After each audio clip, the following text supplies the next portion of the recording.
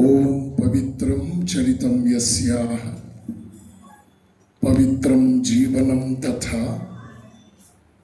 ಪವಿತ್ರತಾ ಸ್ವರೂಪಿಣ್ಯೈ ತಸ್ಯೈ ಕುರ್ಮೋ ನಮೋ ನಮಃ. ಯಾ ದೇವಿ ಸರ್ವಭೂತೇಷು ಶ್ರದ್ಧಾರೂಪೇಣ ಸಂಸ್ಥಿತ ನಮಸ್ತಸ್ಯೈ ನಮಸ್ತಸ್ಯೈ ನಮಸ್ತಸ್ಯೈ ನಮೋ ನಮಃ. ಭಗವಾನ್ ಶ್ರೀರಾಮಕೃಷ್ಣರನ್ನ, ಶ್ರೀಮಾತೆ ಶ್ರೀ ಶಾರದಾ ದೇವಿಯವರನ್ನ, ಶ್ರೀಮತ್ ಸ್ವಾಮಿ ವಿವೇಕಾನಂದರನ್ನ ಮತ್ತು ನನ್ನ ಬದುಕಿನಲ್ಲಿ ಬಹಳ ದೊಡ್ಡ ತಿರುವನ್ನು ಕೊಟ್ಟಂತಹ, ಎಲ್ಲ ಹಂತದಲ್ಲೂ ಗುರುವಾಗಿ ನನ್ನನ್ನು ತಿದ್ದಿ ಬೆನ್ನು ತಟ್ಟಿ ಪ್ರೋತ್ಸಾಹ ಕೊಟ್ಟು ಕೈ ಹಿಡಿದು ನಡೆಸಿದಂತಹ ಬ್ರಹ್ಮಲೀನ ಪರಮಪೂಜ್ಯ ಶ್ರೀಮತ್ ಸ್ವಾಮಿ ಪುರುಷೋತ್ತಮಾನಂದಜಿಯವರ ಪವಿತ್ರ ಪಾದಪದ್ಮಗಳಲ್ಲಿ ಶ್ರದ್ಧಾಪೂರ್ವಕ ಪ್ರಣಾಮಗಳನ್ನು ಸಮರ್ಪಿಸ್ತಾ ಇದ್ದೇನೆ. ಪ್ರೀತಿಯ ಬಂಧುಗಳೇ, ನಮ್ಮ ರಾಣೆಬೆನ್ನೂರಿನ ರಾಮಕೃಷ್ಣ ವಿವೇಕಾನಂದ ಆಶ್ರಮದ ಪ್ರಾರಂಭವಾಗಿ 2 ದಶಕಗಳು ಸಂದಿವೆ. ಆಶ್ರಮದ ಅತ್ಯಂತ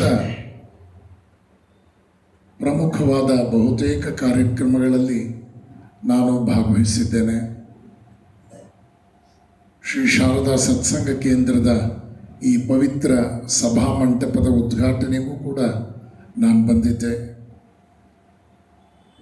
ನನಗೆ ಬಹಳ ಆಶ್ಚರ್ಯ ಏನು ಅಂದರೆ, ಯಾವ ರಾಣಿಬೆನ್ನೂರಿಗೆ 1993 ಅಕ್ಟೋಬರ್ 10ನೇ ತಾರೀಕು ಇಲ್ಲಿ ಒಂದು ಯೋಗ ಶಿಬಿರ ನಡೀತಾ ಇತ್ತು. ಬೆಂಗಳೂರಿನಿಂದ ಕಾರ್ಯಕ್ರಮದ ವ್ಯವಸ್ಥಾಪಕರು ಬಂದು ಇಲ್ಲಿ ಅಗರ್ವಾಲ್ ಅವರ ಮನೆಯಲ್ಲಿ ನಮ್ಮನ್ನೆಲ್ಲ ಉಳಿಸಿ ಕಾರ್ಯಕ್ರಮ 3 ದಿವಸ ಇದ್ವಿ ನಾವು. ಆಗ ಆ ಯೋಗ ಶಿಬಿರದಲ್ಲಿ 3 ದಿವಸ ಪೂಜ್ಯ ಸ್ವಾಮಿ ಪುರುಷೋತ್ತಮಾಜಿಯವ್ರ ಜೊತೆ ರಾಣಿಬೆನ್ನೂರಿನಲ್ಲಿ ಪೂಜ್ಯ ನಿರ್ಭಯಾನಂದರು ಮತ್ತು ನಾನು ಜೊತೆಯಲ್ಲಿದ್ದು, ಯಾವ ಪೂಜ್ಯರೊಂದಿಗೆ ರಾಣಿಬೆನ್ನೂರಿಗೆ ನಾನು ಹೇಳಿದೆ ನಿಮಗೆ 33 ವರ್ಷಗಳ ಹಿಂದೆ ಈ ಊರಿಗೆ ಬಂದು ಸತ್ಸಂಗದಲ್ಲಿ ಭಾಗಿಯಾಗಿದ್ನೋ, ಅದೇ ಊರಿನಲ್ಲಿ ಇವತ್ತು ನಮ್ಮ ಗುರುಗಳ ಹುಟ್ಟುಹಬ್ಬದ ಪವಿತ್ರ ಸಂದರ್ಭದಲ್ಲಿ ಈ ಸಂಸ್ಮರಣ ಕಾರ್ಯಕ್ರಮದಲ್ಲಿ ಅವರನ್ನು ಕುರಿತು ಮಾತನಾಡೋದಕ್ಕೂ ಕೂಡ ನನಗೆ ಪರಮಾತ್ಮನ ಕೃಪೆ ದೊರೆತದ್ದು ನಿಜಕ್ಕೂ ಅದೊಂದು ಭಾಗ್ಯ ಅಂತ ಭಾವಿಸ್ತೇನೆ. ಆಶ್ರಮದ ಅಧ್ಯಕ್ಷರು, ನನ್ನ ಅತ್ಯಂತ ಪ್ರೀತಿಪಾತ್ರ ಆಧ್ಯಾತ್ಮಿಕ ಸಹೋದರರು, ಕರ್ನಾಟಕದ ಉದ್ದಗಲಕ್ಕೂ ಗುರುದೇವರಾದ ಪೂಜ್ಯ ಸ್ವಾಮಿ ಪುರುಷೋತ್ತಮಾನಂದಜಿಯವರ ಮಾರ್ಗದರ್ಶನದಲ್ಲಿ ಬೆಳೆದು ಅವರ ಆಣತಿಯಂತೆ ಇಲ್ಲಿ ಆಶ್ರಮವನ್ನು ಪ್ರಾರಂಭ ಮಾಡಿ ಅತ್ಯುತ್ತಮವಾಗಿ ಈ ಸಂಸ್ಥೆಯನ್ನು ನಡೆಸಿಕೊಂಡು ರಾಣಿಬೆನ್ನೂರು ಆಶ್ರಮದ ಅಧ್ಯಕ್ಷರಾಗಷ್ಟೇ ಅಲ್ಲ, ಕರ್ನಾಟಕದ ರಾಮಕೃಷ್ಣ ವಿವೇಕಾನಂದ ಭಾವಪ್ರಚಾರ ಪರಿಷತ್ತಿನ ರಾಜ್ಯ ಕಾರ್ಯದರ್ಶಿಯಾಗಿ ಅರ್ಥಾತ್ ಸಂಚಾಲಕರಾಗಿ ಹಲವಾರು ವರ್ಷಗಳಿಂದ ಈ ಸಂಸ್ಥೆಗೆ ಮಾರ್ಗದರ್ಶನ ನೀಡ್ತಾ ಇರತಕ್ಕಂಥ ನಮ್ಮೆಲ್ಲರ ಪ್ರೀತಿಯ ಪೂಜ್ಯ ಸ್ವಾಮಿ ಪ್ರಕಾಶಾನಂದಜಿಯವರೇ, ನನ್ನ ತುಮಕೂರು ಆಶ್ರಮದ ವಿವೇಕಾನಂದ ಬಾಲಕ ಸಂಘದ ಸಕ್ರಿಯ ಸದಸ್ಯರಾಗಿ 6ನೇ ಕ್ಲಾಸ್ನಲ್ಲಿದ್ದ ಕಾಲದಿಂದಲೂ ಕೂಡ ನನ್ನೊಂದಿಗೆ ಹೆಜ್ಜೆ ಹಾಕ್ತಾ ಎಂಜಿನಿಯರಿಂಗ್ ಮಾಡಿ MBA ಮಾಡಿ ಜಪಾನ್ವರೆಗೂ ಕೆಲಸಕ್ಕೆ ಹೋಗಿ IBMನಲ್ಲಿ ಕೆಲಸ ಮಾಡಿ ಆ ನಂತರ ಆಧ್ಯಾತ್ಮಿಕ ಜೀವನಕ್ಕೆ ಧುಮುಕಿ ಈಗ ನಮ್ಮ ತುಮಕೂರು ಆಶ್ರಮದ ಕಾರ್ಯದರ್ಶಿಯಾಗಿ ಮತ್ತು ರಾಮನಗರ ಜಿಲ್ಲೆಯ ಸಂಪೂರ್ಣ ಜವಾಬ್ದಾರಿ ಹೊತ್ತಂತಹ ಪೂಜ್ಯ ಸ್ವಾಮಿ ಪರಮಾನಂದಜಿಯವರೇ, ನಮ್ಮ ರಾಣಿಬೆನ್ನೂರಿನ ಎಲ್ಲ ನನ್ನ ಅಂತರಂಗ ಆಧ್ಯಾತ್ಮ ಬಂಧುಗಳೇ, ಪ್ರೀತಿಯ ಮಕ್ಕಳೇ, ಪೂಜ್ಯ ಸ್ವಾಮಿ ಪುರುಷೋತ್ತಮಾಂಜಿಯವರು 1931ರಲ್ಲಿ ಜನ್ಮ ತಾಳದವರು. ಕ್ಯಾಲೆಂಡರ್ ಪ್ರಕಾರ ಇದು ಅವರ 95ನೆಯ ಜನ್ಮದಿನ. ಮೂಲತಃ ಕರಾವಳಿ ಜಿಲ್ಲೆಯ ಅವಿಭಜಿತ ಮಂಗಳೂರು ಜಿಲ್ಲೆಯ ಬಾರ್ಕೂರ್ನಲ್ಲಿ ಅವರು ಹುಟ್ಟಿದ್ದು. ಇವತ್ತು ಅದು ಉಡುಪಿ ಜಿಲ್ಲೆಗೆ ಬರುತ್ತೆ. ಇವತ್ತು ನಾನು ಅಪೂರ್ವ ಗುರುವಿನೊಡನೆ ಆಧ್ಯಾತ್ಮ ಗುರಿಯೆಡೆಗೆ ಅನ್ನೋ ವಿಷಯವನ್ನು ಕುರಿತು ಮಾತನಾಡಬೇಕಾಗಿದೆ. ಅದೊಂದು ಮಹಾಗಂಗೆ ತನ್ನದೇ ಆದ ರೀತಿಯಲ್ಲಿ ಹರ್ಕೊಂಡು ಹೋಗ್ತಾಳೆ. ಕೆಲವು ಕಡೆ ಗಂಗೆ ನಮಗೆ ಹೆಸರಿಗೆ ತಕ್ಕಂಥ ಗಂಗಾ ನದಿ ಅಂತ ಕಂಡರೂ ಕೂಡ ಅವಳು ಅಲಕನಂದ, ಮಂದಾಕಿನಿ ಹೀಗೆಲ್ಲ ಅವಳು ಹರ್ಕೊಂಡು ಹೋಗ್ತಾಳೆ ಹಿಮಾಲಯದಲ್ಲಿ.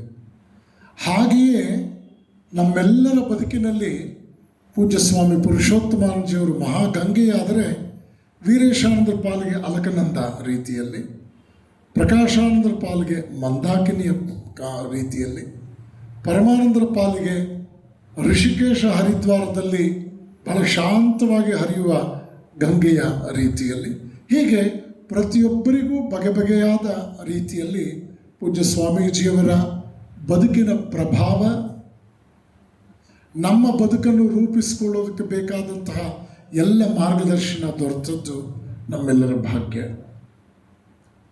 ಅಪೂರ್ವ ಗುರುವಿನೊಡನೆ ಆಧ್ಯಾತ್ಮ ಗುರಿಯೆಡೆಗೆ ಅನ್ನೋ ಈ ವಿಷಯದಲ್ಲಿ ಅಪೂರ್ವ ಗುರುವಿನ ಬಗ್ಗೆ ಕೆಲವು ಮಾತಾಡಬೇಕು. ಏಕಾಏಕಿ ನಾನು ನನ್ನ ಆಧ್ಯಾತ್ಮಿಕ ಗುರಿಯೆಡೆಗೆ ಅವರೊಂದಿಗೆ ನಾನು ತಾದಾತ್ಮ್ಯಗೊಂಡು ಸೇರಿಕೊಂಡು ನಾನು ಪಥದಲ್ಲಿ ಸಂಚರಿಸಿದ ವಿಚಾರ ಅದು 2ನೇ ಭಾಗ. ಅವರೊಬ್ಬ ಅಪೂರ್ವ ಗುರು ಹೇಗಾದರು ಅನ್ನುವಂಥದ್ದು ಕೂಡ ಅಧ್ಯಯನ ಯೋಗ್ಯವಾದ ವಿಚಾರ. ರಾಮಕೃಷ್ಣ ಮಹಾಸಂಘ ಜಗತ್ತು ಕಂಡಂತಹ ಒಂದು ಮಹಾನ್ ಆಧ್ಯಾತ್ಮಿಕ ಪರಂಪರೆ. ಇಲ್ಲಿ ಸನ್ಯಾಸಿಗಳ ಸಮಾಜ ಸೇವೆಯನ್ನು ಕುರಿತಾದ, ವೈಯಕ್ತಿಕ ಸಾಧನೆಯನ್ನು ಕುರಿತಾದಂತಹ ವಿಚಾರಗಳು ಅತ್ಯಂತ ಅಧ್ಯಯನ ಯೋಗ್ಯ. ವಿದ್ಯಾವಂತರು ಲೌಕಿಕ ದೃಷ್ಟಿಯಿಂದ ವಿದ್ಯಾವಂತರೇ, ಆ ಯುವಕರೇ ಆರೋಗ್ಯವಂತ, ವಿದ್ಯಾವಂತ ಮತ್ತು ಆಧ್ಯಾತ್ಮಿಕ ವಿಚಾರಗಳಲ್ಲಿ ಸಾಕಷ್ಟು ಆಸಕ್ತರಾದಂತಹ, ಭಗವಂತನ ಹೊರತುಪಡಿಸಿದ್ರೆ ಈ ಪ್ರಪಂಚದಲ್ಲಿ ನಮಗಿನ್ಯಾವುದೂ ಅನಿವಾರ್ಯವಲ್ಲ ಎಂಬ ವ್ರತಧಾರಿಗಳಾದಂತಹ ಯುವಕರು ಈ ಒಂದು ಪರಂಪರೆಯಲ್ಲಿ ಸನ್ಯಾಸಿಗಳಾಗಿ ಅಪ್ಲಿಕೇಶನ್, ಆಧ್ಯಾತ್ಮಿಕ ಸದಸ್ಯರಾಗಿ ಮಹಾಸಂಸ್ಥೆಗೆ ಅರ್ಜಿ ಸಲ್ಲಿಸೋದಕ್ಕೆ ಈ 3 ಬಹಳ ಮುಖ್ಯವಾದ ಮೂಲಭೂತ ಅವಶ್ಯಕತೆಗಳು. ಅವರು ಆರೋಗ್ಯವಾಗಿರಬೇಕು, ಅವರು ಲೌಕಿಕ ವಿದ್ಯಾಭ್ಯಾಸದಲ್ಲಿ ಏನೂ ಕೊರತೆ ಇರಬಾರ್ದು, 3ನೇದಾಗಿ ಪರಮಾತ್ಮನೊಬ್ಬ ಬಿಟ್ಟರೆ ಇನ್ನೇನೂ ನನ್ನ ಬದುಕಿನಲ್ಲಿ ನನಗೆ ಬೇಕಾಗಿಲ್ಲ ಅಂತಕ್ಕಂತಹ ನಿಶ್ಚಲ ನಿಲುವಿನೊಂದಿಗೆ ಅವರು ರಾಮಕೃಷ್ಣಾಶ್ರಮದಲ್ಲಿ ಹೆಜ್ಜೆ ಇಡಬೇಕು. ಆಗ ಅವರು ಫಿಲಪ್ ಮಾಡುವ ಅರ್ಜಿಗೆ ಒಂದು ಅರ್ಥ. ಇದರ ನಂತರ ಹಲವು ವರ್ಷಗಳ ತರಬೇತಿಯ ನಂತರ ಗುರುಗಳ ಮನಸ್ಸಿಗೆ ಇವನು ಸನ್ಯಾಸಿ ಆಗಬಹುದು, ಸನ್ಯಾಸ ಜೀವನಕ್ಕೆ ಇವನು ಯೋಗ್ಯನಾಗಿದ್ದಾನೆ ಅಂತ ಹೇಳಿ ಅವರು ಮನದುಂಬಿ ಹರಸಿದ ನಂತರ ಸನ್ಯಾಸ ದೀಕ್ಷೆ. ಹತ್ತಿರದಿಂದ ಬಲ್ಲ ನಿಮಗೆ ಸಾಕಷ್ಟು ವಿಚಾರಗಳು ಗೊತ್ತಿದೆ.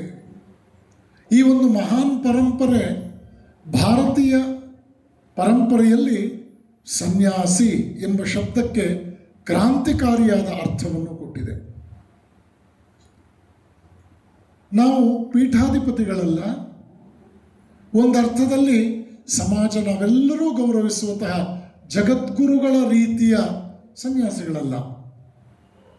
ನಾವು ಶ್ರೀರಾಮಕೃಷ್ಣರ, ಶಾರದಾ ಮಾತೆಯವರ ಆ ಒಂದು ಕುಟುಂಬದ ಸಂಜಾತರು, ಸ್ವಾಮಿ ವಿವೇಕಾನಂದರು ಪ್ರತಿಪಾದಿಸಿದ ಪಥದಲ್ಲಿ ಸಾಗುವಂತಹ ಭಗವದ್ಭಕ್ತರು, ಭಗವಂತನ ಅನುಯಾಯಿಗಳು, ಭಗವದಿಚ್ಛೆಯಂತೆಯೇ ಬದುಕನ್ನು ಸಂಕಲ್ಪಿಸಿ ನಡೆಸಬೇಕು ಅಂತ ಹೋರಾಡುವಂಥವ್ರು.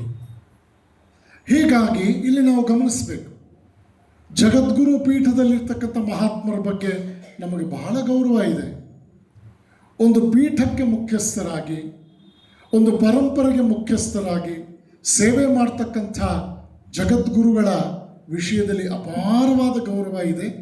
ಆದರೆ ರಾಮಕೃಷ್ಣ ಮಹಾಸಂಘದಲ್ಲಿ ಜಗದ್ಗುರು ಅಂತ ಸನ್ಯಾಸಿಯನ್ನು ಗುರುತಿಸೋದಿಲ್ಲ. ಇವರು ಸರ್ವಸಂಘ ಪರಿತ್ಯಾಗಿಗಳು. ಬೆಂಕಿಯೋಪಾದಿಯಲ್ಲಿ ತಮ್ಮ ಬದುಕನ್ನು ಪರಿಶುದ್ಧವಾಗಿ ಇಟ್ಟುಕೊಂಡು, ಒಂದು ಮಹಾನ್ ಪರಂಪರೆಯನ್ನು ಆಧಾರವಾಗಿ ಇಟ್ಟುಕೊಂಡು, ಅಲ್ಲಿಂದ ಸ್ಫೂರ್ತಿಯನ್ನು, ಇನ್ಸ್ಪಿರೇಷನನ್ನು ಡ್ರಾ ಮಾಡ್ತಾ ಪ್ರತಿ ಕ್ಷಣವನ್ನೂ ಕೂಡ ಭಗವದರ್ಪಿತವಾಗಿ ಬದುಕ್ತಕ್ಕಂಥ ಒಂದು ಪರಂಪರೆ. ಭಗವಾನ್ ಶ್ರೀರಾಮಕೃಷ್ಣರೇ ಈ ಪರಂಪರೆಯ ಗಂಗೋತ್ರಿ.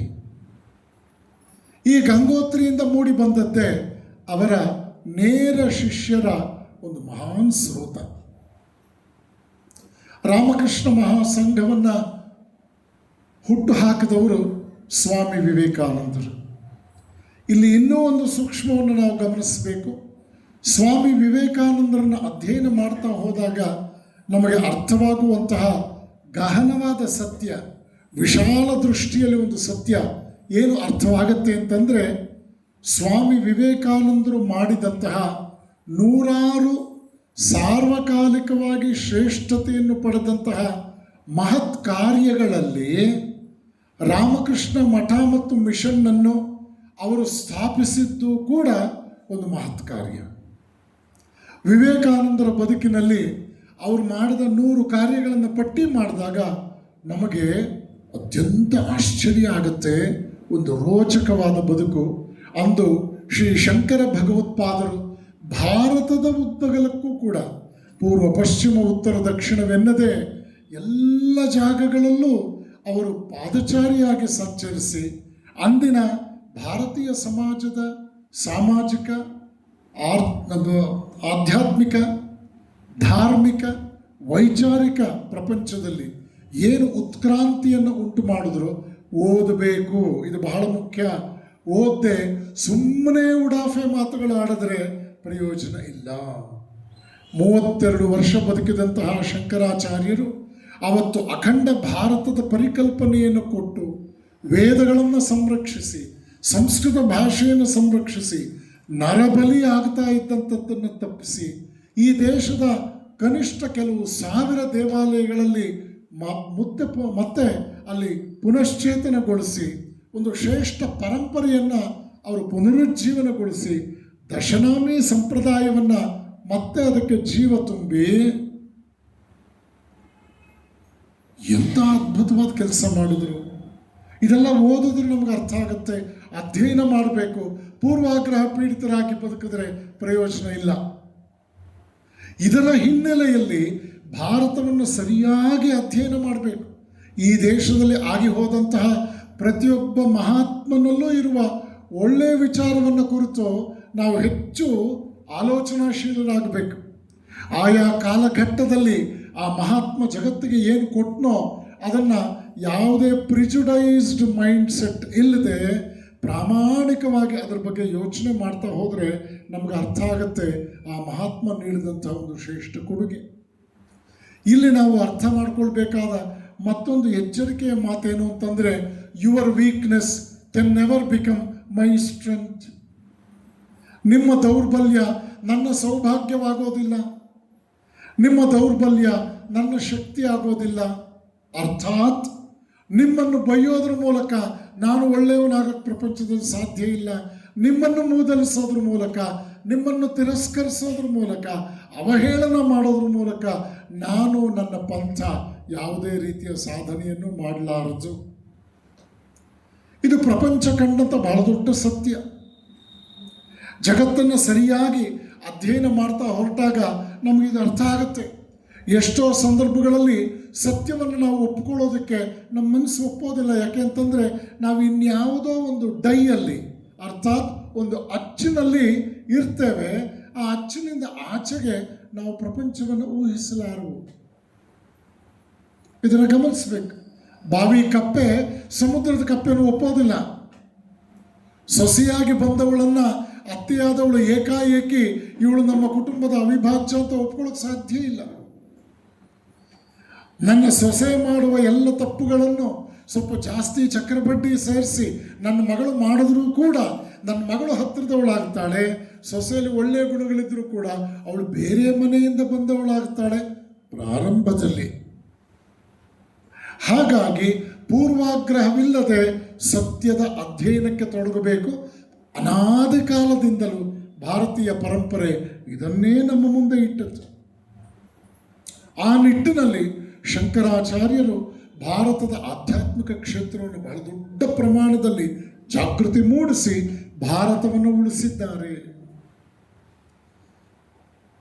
ಇಲ್ಲಿ ನಾವು ಗಮನಿಸ್ತಾ ಬರಬೇಕು, ಈ ಮಹಾನ್ ಪರಂಪರೆ ಈ ದೇಶದಲ್ಲಿ ಜೀವಂತವಾಗಿ ಮುಂದುವರೆದಿದೆ.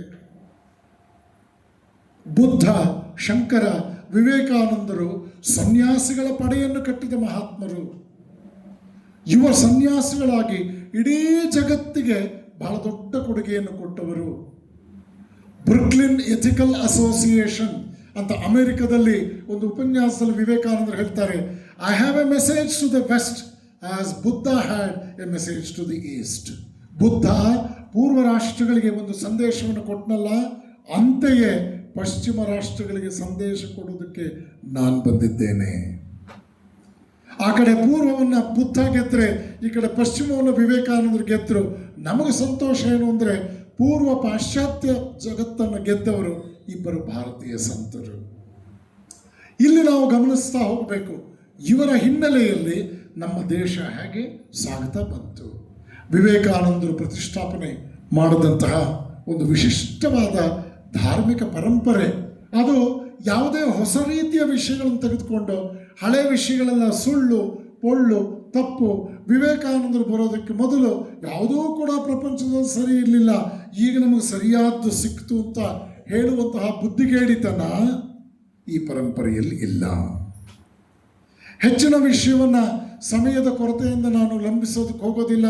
ಹೆಚ್ಚಿನ ವಿಷಯ ನಿಮಗೆ ಬೇಕು ಅಂದರೆ ಶ್ರೀರಾಮಕೃಷ್ಣ ವಚನವೇದ ಭಾಗ 1ರ ಮುನ್ನುಡಿ ಕುವೆಂಪು ಅವರು ಬರೆದದ್ದನ್ನು ಒಂದು 25 ಸಲ ಓದಬೇಕು. ಈ ನಿಟ್ಟಿನಲ್ಲಿ ರಾಮಕೃಷ್ಣ ಪರಂಪರೆ ಸಾವಿರಾರು ಸನ್ಯಾಸಿಗಳನ್ನು ಇಲ್ಲಿ ಜನ್ಮ ಕೊಟ್ಟು ಲೋಕದ ಸೇವೆಗಾಗಿ ಸಮರ್ಪಿಸಿದೆ. 16 ನೇರ ಶಿಷ್ಯರು ಈ ಪರಂಪರೆಯನ್ನು ಅತ್ಯಂತ ಶ್ರೇಷ್ಠ ಮಟ್ಟದಲ್ಲಿ ಬೆಳೆಸಿದ್ದಾರೆ. ಆ ನಂತರದಲ್ಲಿ ಅವರ ಅನುಯಾಯಿಗಳು, ಅವರ ಶಿಷ್ಯರು 2ನೇ ಪರಂಪರೆಯಲ್ಲಿ ಅದೇ ಕಾರ್ಯವನ್ನು ಶಕ್ತಿ ಮೀರಿ ಹೋರಾಡಿ ಅದನ್ನು ಉಳಿಸಿ ಬೆಳೆಸಿದ್ದಾರೆ. ಆ ನಂತರದ ತಲೆಮಾರಿನಲ್ಲಿ ನಾವು ನೋಡ್ತೇವೆ ಪೂಜ್ಯ ಸ್ವಾಮಿ ಪುರುಷೋತ್ತಮಾನಂದಜಿಯವರ ಪರಂಪರೆ. ಪೂಜ್ಯ ಸ್ವಾಮಿ ಪುರುಷೋತ್ತಮಾನಂದರು, ಸ್ವಾಮಿ ಹರ್ಷಾನಂದರು, ಸ್ವಾಮಿ ಜಗದಾತ್ಮಾನಂದರು, ಸ್ವಾಮಿ ಸುರೇಶಾನಂದರು, ಈ ಸ್ವಾಮಿ ಪ್ರಬುದ್ಧಾನಂದರು, ಈ ಪರಂಪರೆ ಮುಂದುವರಿಯುತ್ತೆ. ಸ್ವಾಮಿ ಪುರುಷೋತ್ತಮಾನಂದಜಿಯವರು ವಿದ್ಯಾರ್ಥಿಯಾಗಿದ್ದಾಗಲೇ ಬೇಲೂರು ಮಠಕ್ಕೆ ಹೋಗಿ ಬಂದವರು. ಒಮ್ಮೆ ಕೊಡಗಿನಲ್ಲಿ ಅವರು ಮ್ಯೂಸಿಕ್ ಟೀಚರ್ ಆಗಿದ್ದಾಗ ಯಾರ ಸ್ನೇಹಿತರ ಮನೆಗೆ ಹೋಗ್ತಾ ಇದ್ದರೋ ಆ ಸ್ನೇಹಿತನ ತಾಯಿ ಅವ್ರಿಗೊಂದು ಪವಿತ್ರವಾದ ಗ್ರಂಥವನ್ನು ಕೊಟ್ಟರು. ಅದೇ ಶ್ರೀರಾಮಕೃಷ್ಣ ವಚನವೇದ. ಆ ಗ್ರಂಥವನ್ನು ಅಧ್ಯಯನ ಮಾಡಿದ ಮೇಲೆ ಅವರಿಗೆ ಸಹಜವಾಗಿಯೇ ರಾಮಕೃಷ್ಣರ ಬಗ್ಗೆ ಒಲವು ಮೂಡಿತು. ಅವರು ಬಾಲ್ಯದಿಂದಲೂ ಸೊಗಸಾಗಿ ಹಾಡ್ತಾ ಇದ್ದವರು. ಆಗಿನ ಕಾಲಕ್ಕೆ ಅವರು SSLC ಪರೀಕ್ಷೆ ಪಾಸ್ ಮಾಡಿ TCH ಮುಗಿಸಿ ಮ್ಯೂಸಿಕ್ ಟೀಚರ್ ಆಗಿ ಇಂಡಕ್ಟ್ ಆಗಿದ್ದವರು. ಪೂರ್ವಾಶ್ರಮದಿಂದಲೇ ಅವರು ಸಂಗೀತದಲ್ಲಿ ಬಹಳಷ್ಟು ಮುಳುಗಿದ್ದವರು. ಪೂಜ್ಯ ಸ್ವಾಮಿ ಯತೀಶ್ವರಾನಂದಜಿಯವರು ಬೆಂಗಳೂರು ರಾಮಕೃಷ್ಣ ಮಠದ ಅಧ್ಯಕ್ಷರಾಗಿದ್ದಾಗ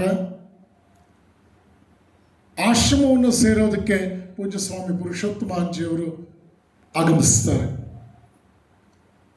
ಆವತ್ತು ಅವ್ರಿಗೊಂದು ದೊಡ್ಡ ಒಂದು ರೀತಿಯಲ್ಲಿ ನಿರಾಶೆ ಆಗುತ್ತೆ. ಏನದು? ಅವರಿಗೆ 30 ವರ್ಷ ದಾಟ್ತಾ ಇದೆ. ಅವರು SSLC ಮಾತ್ರ ಓದಿದ್ದವರು. ಅವರು ರಾಮಕೃಷ್ಣ ಮಿಷನ್ನಲ್ಲಿ ಸ್ಪಿರಿಚುವಲ್ ಮೆಂಬರ್ ಆಗಿ ಇಂಡಕ್ಟ್ ಆಗೋದಕ್ಕೆ ಸಮಯ ಮೀರಿದೆ. ಪೂಜ್ಯ ಸ್ವಾಮಿ ಯತೀಶ್ವರಾನಂದಜಿಯವ್ರನ್ನ ಪರಿಪರಿಯಾಗಿ ಕೇಳ್ಕೊಳ್ತಾರೆ, ನಾನು ಎಲ್ಲವನ್ನೂ ಬಿಟ್ಟು ಬಂದ್ಬಿಟ್ಟಿದ್ದೀನಿ, ಇನ್ನು ಹಿಂತಿರುಗಿ ನೋಡೋ ಪ್ರಮೇಯ ಇಲ್ಲ, ದಯವಿಟ್ಟು ನನ್ನನ್ನು ಸೇರಿಸ್ಕೋಬೇಕು ಅಂತ. ಅವ್ರು ಹೇಳ್ತಾರೆ, ಸಂಸ್ಥೆಯ ರೀತಿ ನೀತಿಗಳು ನಿಯಮಗಳ ಪ್ರಕಾರ ನಿನ್ನ ಸೇರಿಸ್ಕೊಳ್ಳೋ ಹಾಗಿಲ್ಲ, ಆ ಹಕ್ಕು ನನಗಿಲ್ಲ, ನಾನು ಏನೂ ಮಾಡೋಕ್ಕಾಗೋದಿಲ್ಲ. ಆಗ ಬಹಳ ನಿರಾಶೆಯಿಂದ ಸ್ವಾಮೀಜಿ ಇನ್ನು ಹೊರಡೋದಕ್ಕೆ ಮೊದಲು ಮತ್ತೆ ಪರಿಪರಿಯಾಗಿ ಪೂಜ್ಯ ಸ್ವಾಮಿ ಯತೀಶ್ವರಾನಂದಜಿಯವ್ರನ್ನ ಕೇಳ್ಕೊಳ್ತಾರೆ. ಆದರೂ ಕೂಡ ಅವರು ನಿಯಮವನ್ನು ಮೀರಿ ಹೋಗೋದಕ್ಕೆ ಸಾಧ್ಯ ಇರಲಿಲ್ಲ. ಇಲ್ಲಪ್ಪ, ನಿಯಮ ಮೀರಕ್ಕಾಗೋದಿಲ್ಲ, ನೀ ಹೋಗ್ಬೋದು ಅಂತಂದರು. ಪುರುಷೋತ್ತಮಾಜಿ ಭಾರವಾದ ಮನಸ್ಸಿನಿಂದ ರೈಟ್ ಅಬೌಟ್ ಟರ್ನ್ ಹಿಂತಿರುಗಿದ್ರು. 10 ಹೆಜ್ಜೆ ಹಾಕಿ ಆ ಬಾಗಿಲವರೆಗೂ ಹೋದರು. ಅಷ್ಟೊತ್ತಿಗೆ ಮತ್ತೆ ಸ್ವಾಮಿ ಯತೀಶ್ವರ ಅಂದರು, ಪುರುಷೋತ್ತಮಾಜಿಯವರ ಹೆಸರು ಹಿಡಿದು ಕರೆದ್ರಂತೆ ರಾಮಚಂದ್ರ ಬಾಯಲ್ಲಿ. ಅವ್ರು ಹೇಳಿದ್ರಂತೆ, ನಿನ್ನನ್ನು ಈ ಮಿಷನ್ನಿಗೆ ಸೇರಿಸ್ಕೊಳ್ಳೋದಕ್ಕೆ ನಮ್ಮ ನಿಯಮಗಳ ತೊಡಕಿದೆ, ನಿನ್ನ ವಯಸ್ಸು ಮೀರಿಬಿಟ್ಟಿದೆ. ಎರಡನೇದಾಗಿ ಯಾವುದೇ ರೀತಿಯಲ್ಲೂ ಕಾನೂನಿನ ದೃಷ್ಟಿಯಿಂದ, ನಮ್ಮ ನಿಯಮಾವಳಿಗಳ ದೃಷ್ಟಿಯಿಂದ ನಿನ್ನನ್ನು ಸೇರಿಸ್ಕೊಳ್ಳೋಕ್ಕಾಗೋದಿಲ್ಲ. ಆದರೆ ಎಲ್ಲೋ ನನ್ನ ಆಂತರ್ಯದ ಮೂಲೆಯಲ್ಲಿ ನಿನ್ನನ್ನು ವಾಪಸ್ ಕಳಿಸ್ಬಾರ್ದು ಅನಿಸ್ತಾ ಇದೆ. ಆದರೆ ಏಕಾಏಕಿ ನಾನು ನಿರ್ಧಾರ ತೆಗೆದುಕೊಳ್ಳೋಕ್ಕಾಗೋದಿಲ್ಲ. ನಾನು ನಮ್ಮ ಪ್ರಧಾನ ಕಚೇರಿಯಾದ ಬೇಲೂರು ಮಠಕ್ಕೆ ಬರೀತೇನೆ, ಹಿರಿಯರ ಆದೇಶವನ್ನು ಪಡ್ಕೋಬೇಕಾಗತ್ತೆ ಅಂತ ಹೇಳಿ ಪತ್ರ ಬರೆದ್ರಂತೆ.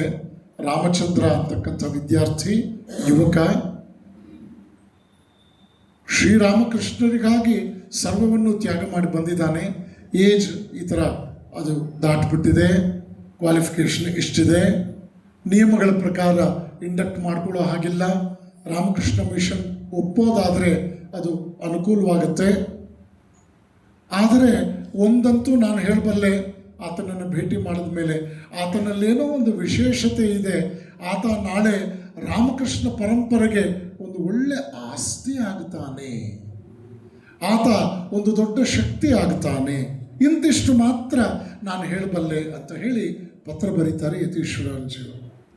ಯತೀಶ್ವರಾನಂದಜಿಯವರು ಹೆಸರೇ ತೋರಿಸೋ ಹಾಗೆ ಒಬ್ಬರು ಮಹಾನ್ ಯತಿಯವರು. ಬಾಲ್ಯದಲ್ಲಿ ಪುಟ್ಟ ಹುಡುಗ, 3-4 ವರ್ಷದ ಹುಡುಗ, ಹಳ್ಳಿಯಲ್ಲಿ ಅಡ್ಡಾಡ್ತಾ ಒಂದು ಜಾತ್ರೆ ಅಂತ ಧಾರ್ಮಿಕ ಸಭೆಯಲ್ಲಿ ಓಡಾಡ್ತಾ ಬಹಳ ಸುಸ್ತಾಗಿ ಒಂದು ಮರದ ಕೆಳಗೆ ಮಲ್ಕೊಂಡ್ಬಿಟ್ಟಿದ್ರಂಥವ್ರು. ಆ ದಾರಿಯಲ್ಲಿ ಹೋಗ್ತಾ ಇದ್ದ ಒಬ್ಬ ಮಹಾನ್ ತಪಸ್ವಿಗಳು ಮರದ ಕೆಳಗೆ ಬಂದು ಈ ಮಲಗಿರೋ ಪುಟ್ಟ ಮಗುವನ್ನು ನೋಡಿ ಕೆನ್ನೆಗಳನ್ನೆಲ್ಲ ಮುದ್ದು ಮಾಡಿ, ಓ ಯತಿ ಯತಿ ಯತಿ ಅಂತ ಹೇಳಿ ಹೊರಟದ್ದು. ಮುಂದೆ ಅವರ ಹೆಸರು ಯತೀಶ್ವರಾನಂದರು ಅಂತಲೇ ಆಯಿತು. ರಾಮಕೃಷ್ಣ ಮಹಾಸಂಘದ ಉಪಾಧ್ಯಕ್ಷರಾಗಿ ಅವರು ಸೇವೆ ಮಾಡಿದ್ರು. ಅವರು ಅಧ್ಯಕ್ಷರಾಗೋದಕ್ಕೂ ಅವಕಾಶ ಸಿಕ್ಕಿತ್ತು, ಆದರೆ ಅವರು ಒಲ್ಲೆ ಅಂದರು. ಬೆಂಗಳೂರಿನಲ್ಲಿದ್ದರು, ಜರ್ಮನಿಯ ಭಾಗದಲ್ಲಿ ಕೆಲಸ ಮಾಡಿದರು, ಪಾಶ್ಚಾತ್ಯ ಜಗತ್ತಿನಲ್ಲಿ ಸಾಕಷ್ಟು ಕೆಲಸ ಮಾಡಿದರು, ಮಹಾನ್ ಸಂತರು. ಅವರ ಪ್ರಭಾವ ಕನ್ನಡದ ನೆಲದಲ್ಲಿ ಬಹಳಷ್ಟು ಆಗಿದೆ.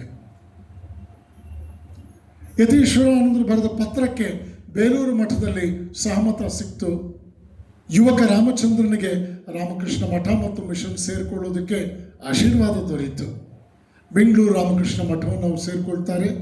ಪೂಜ್ಯ ಸ್ವಾಮಿ ಯತೀಶ್ವರಾನಂದಜಿಯವರ ಪವಿತ್ರ ಮಾರ್ಗದರ್ಶನದಲ್ಲಿ ಹಲವಾರು ವರ್ಷ ಅವರು ಸಾಧನೆ ಮಾಡ್ತಾರೆ. ಯತೀಶ್ವರಾನಂದಜಿಯವರು ಪ್ರತಿಯೊಂದು ಹಂತದಲ್ಲೂ ಕೂಡ ಅವರನ್ನು ಪ್ರೀತಿಯಿಂದ ತಿದ್ದುತ್ತಾರೆ. ಅವರು ತಮಗೆ ಕರಗತವಾಗಿದ್ದಂತಹ ಮ್ಯೂಸಿಕ್ಕನ್ನು ಇಲ್ಲಿ ಸಂಕೀರ್ತನೆಗೆ ಬಹಳ ವಿಶೇಷವಾಗಿ ಹೊಂದಿಸ್ಕೊಳ್ತಾರೆ.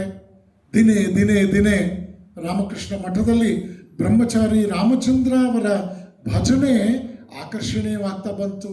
ಜನ ಬಹಳ ದೊಡ್ಡ ಸಂಖ್ಯೆಯಲ್ಲಿ ಅವರ ಭಜನೆ ಕೇಳೋದಕ್ಕಾಗಿ ಬರ್ತಾ ಇದ್ದರು.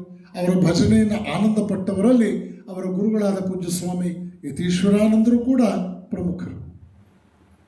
ಆನಂತರ ಅವರು ಬೇಲೂರು ಮಠಕ್ಕೆ ತರಬೇತಿಗೆ ಹೋಗ್ತಾರೆ. ಬೇಲೂರು ಮಠದ ತರಬೇತಿ ಮುಗಿಸ್ಕೊಂಡು ಬರ್ತಾರೆ.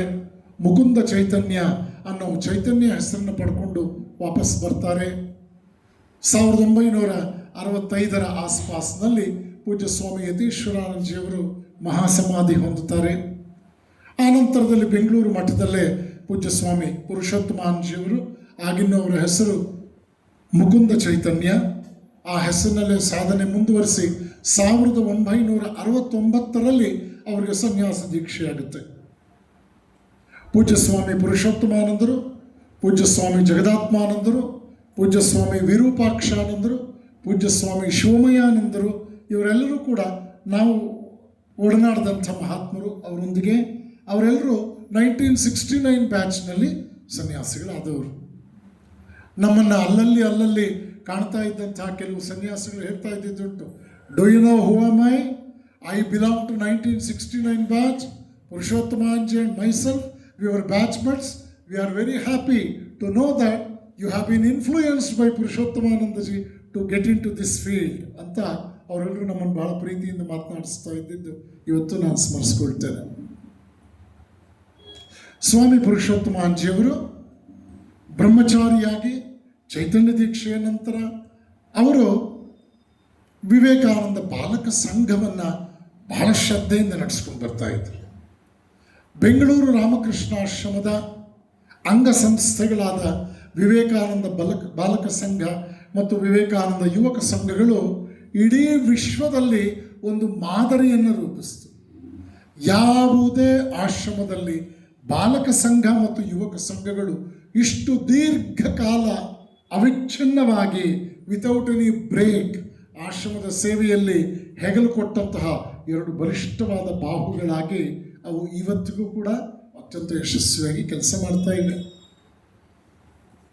ಪೂಜ್ಯ ಸ್ವಾಮಿ ಪುರುಷೋತ್ತಮಾಂಜಿಯವರು ಉತ್ತಮ ಹಾಡುಗಾರರು, ಉತ್ತಮ ಸಂಘಟಕರು, ಬರ್ತಾ ಬರ್ತಾ ಉತ್ತಮ ಮಾತುಗಾರರಾದರು.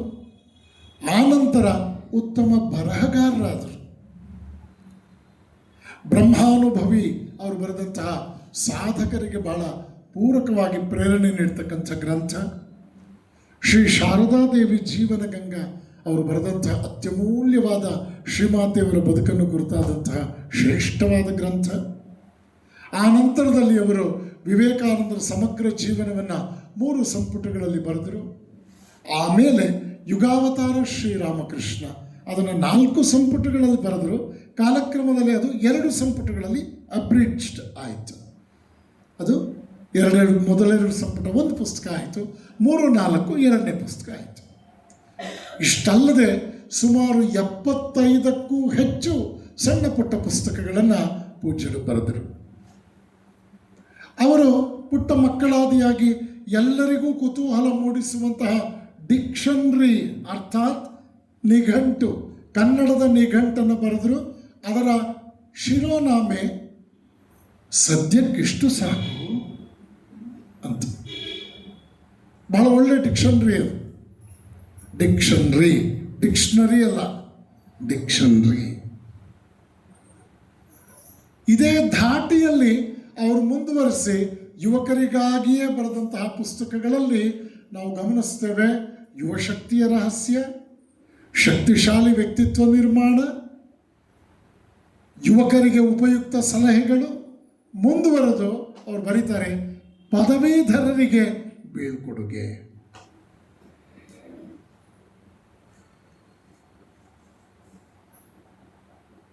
ಇದೆಲ್ಲವನ್ನೂ ಬರೆದರು. ಅವರ ಹಾಡಿನ ಮೂಲಕ, ಅವರ ಬರವಣಿಗೆಯ ಮೂಲಕ, ಅವರ ಮಾತಿನ ಮೂಲಕ ಅವರ ಆಧ್ಯಾತ್ಮಿಕ ವಿಕಾಸದ ಪಯಣ ಅದೆಷ್ಟು ಅದ್ಭುತವಾಗಿ ಸಾಗುತ್ತಾ ಸಾಗುತ್ತಾ ಸಾಗುತ್ತಾ ಅವರು ಬರೆದಂಥ ಕಡೇ ಹಾಡು, ಹೇ ದೇವ ನೀನೊಬ್ಬನಿರಲು, ಹೇ ದೇವ ನೀನೊಬ್ಬನೇ ಆತ್ಮೀಯ ಬಂಧು ಎನಗೆ, ಪ್ರೀತಿ ನೀಡುವವರಲ್ಲಿ ನಿನ್ನನ್ನು ಬಿಟ್ಟರಿಲ್ಲ, ಈ ಜಗವನ್ನಂಬಿ ಸುಖವೇ ಇಲ್ಲ, ಪಾರು ಮಾಡು ದೇವ.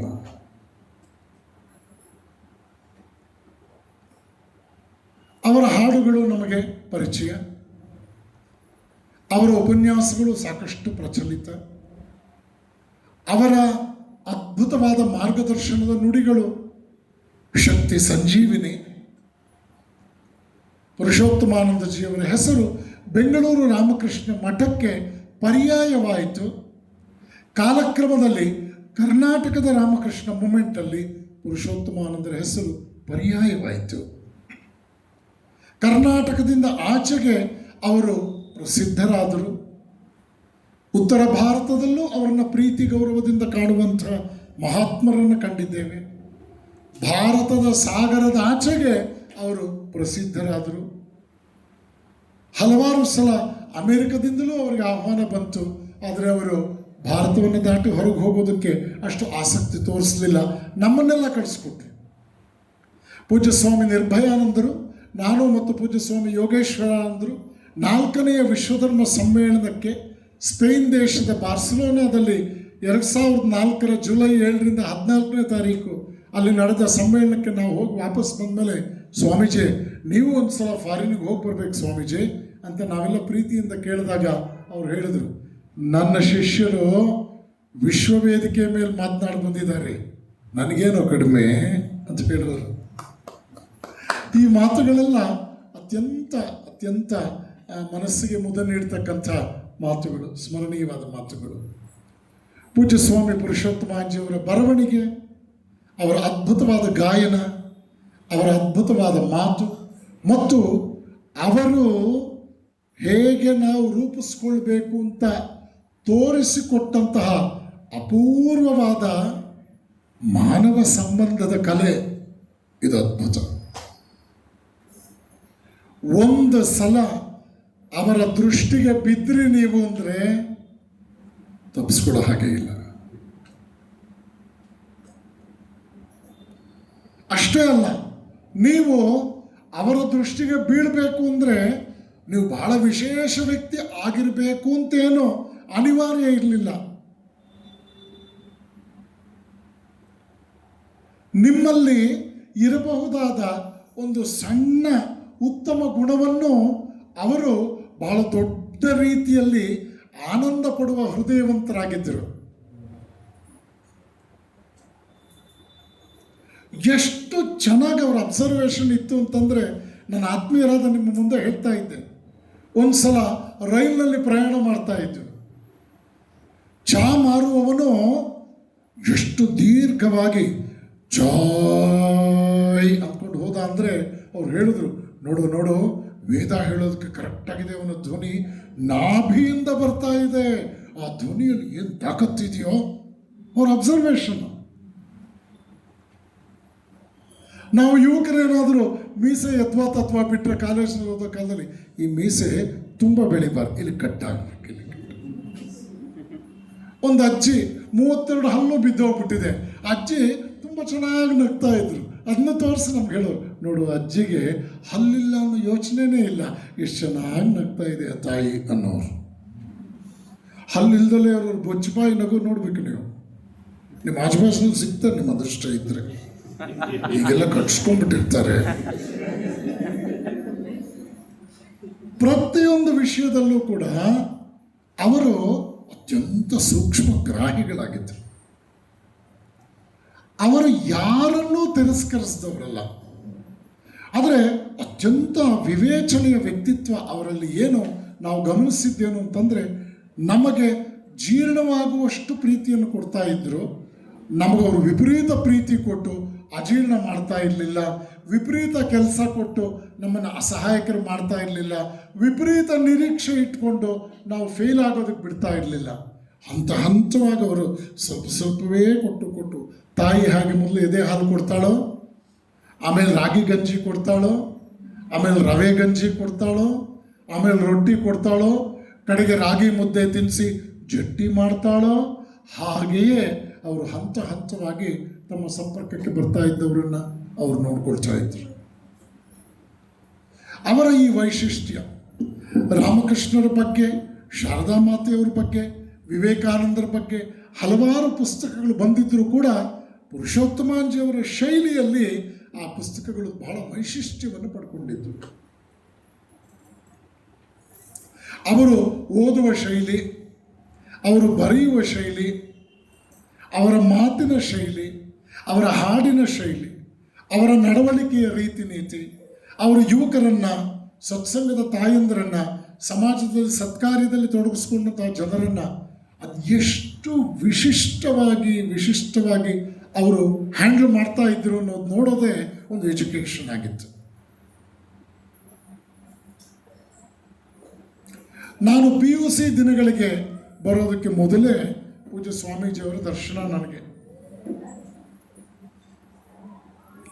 ನಾನು ಪ್ರಾಥಮಿಕ ಮತ್ತು ಪ್ರೌಢ ಶಿಕ್ಷಣವನ್ನು ಕುಣಿಗಲ್ ಅಂತ ಹೇಳಿ ತುಮಕೂರು ಜಿಲ್ಲೆಯಲ್ಲಿ ಆ ಊರಿನಲ್ಲಿ ಓದ್ದವನು.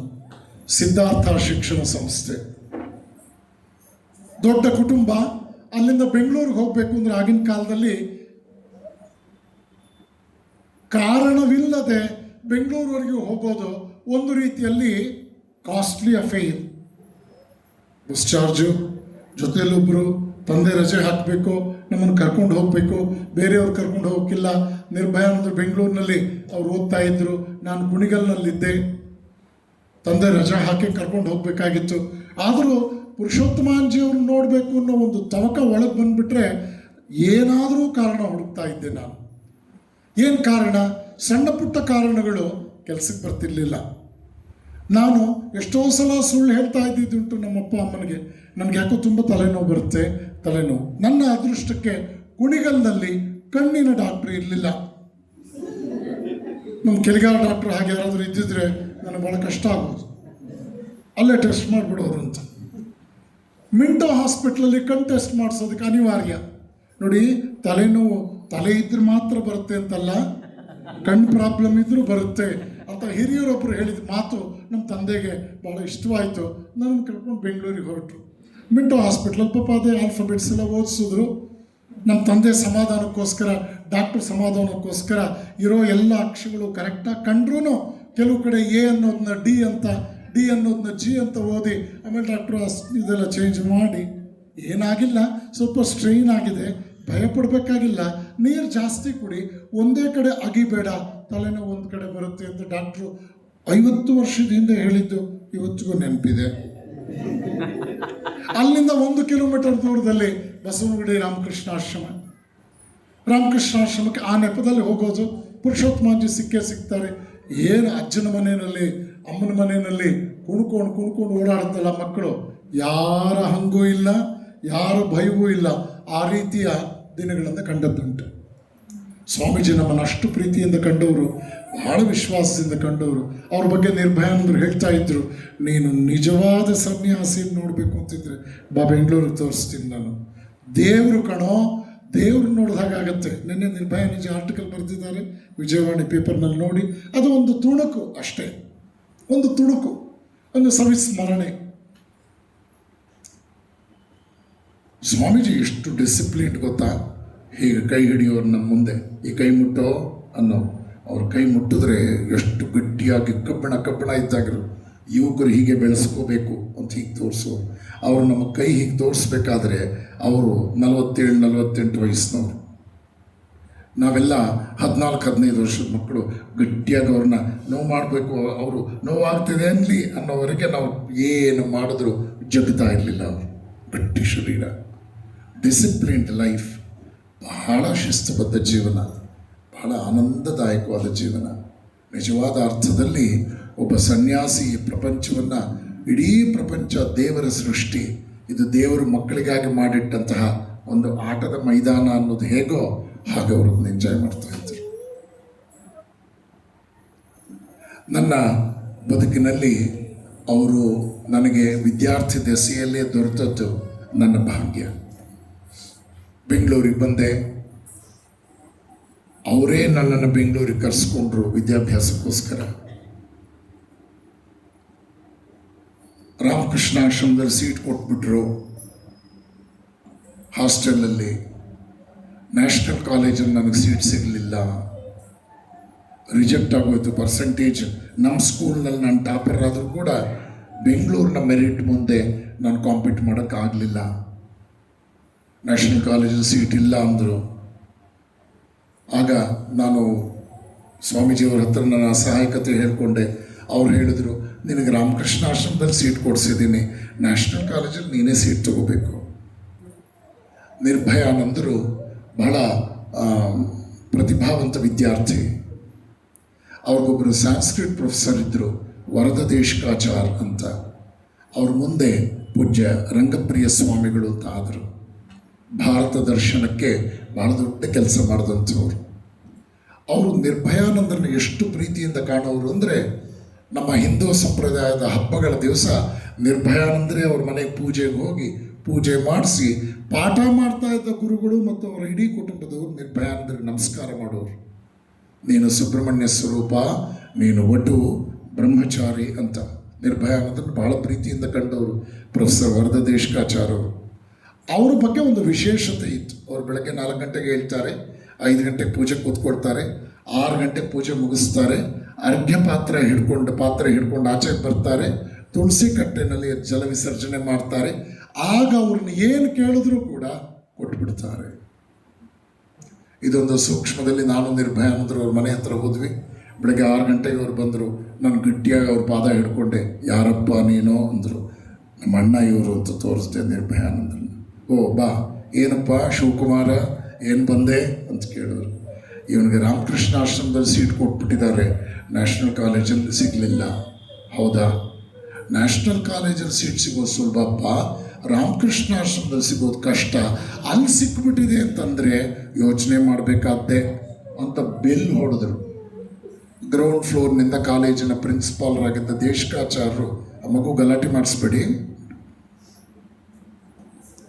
ದಯವಿಟ್ಟು ಅಲ್ಲಿ ಕೂತ್ಕೊಳ್ಳಿ, ಕುರ್ಚಿ ಮೇಲೆ ಕೂತ್ಕೊಳ್ಳಿ, ಅಲ್ಲಿ ಕುರ್ಚಿ ಮೇಲೆ ಬೇಗ ದೇಶಕಾಚಾರ್ಯವ್ರನ್ನ ಕರೆಸಿ ನನ್ನ ಮುಂದೆ ಅವರು ಕೂಡ ನಿಂತಿದ್ದಾರೆ. ಗುರುಗಳು ಇಲ್ಲಿ ಕೂತಿದ್ದಾರೆ. ಅವ್ರು ಹೇಳ್ತಾ ಇದ್ದಾರೆ, ನೋಡಯ್ಯ, ನನ್ನ ಕಣ್ಣು ತುಂಬ ನೀರಿದೆ, ನನಗೆ ಒಂದು ರೀತಿ ಅವಮಾನ ಆಗಿದೆ, ವಾಪಸ್ ಹೋಗ್ಬೇಕಲ್ಲ ಊರಿಗೆ ವಾಪಸ್ ಹೋದ ನಮ್ಮ ಮರ್ಯಾದೆ ಏನೋ ಕಷ್ಟ ಆಗತ್ತೆ.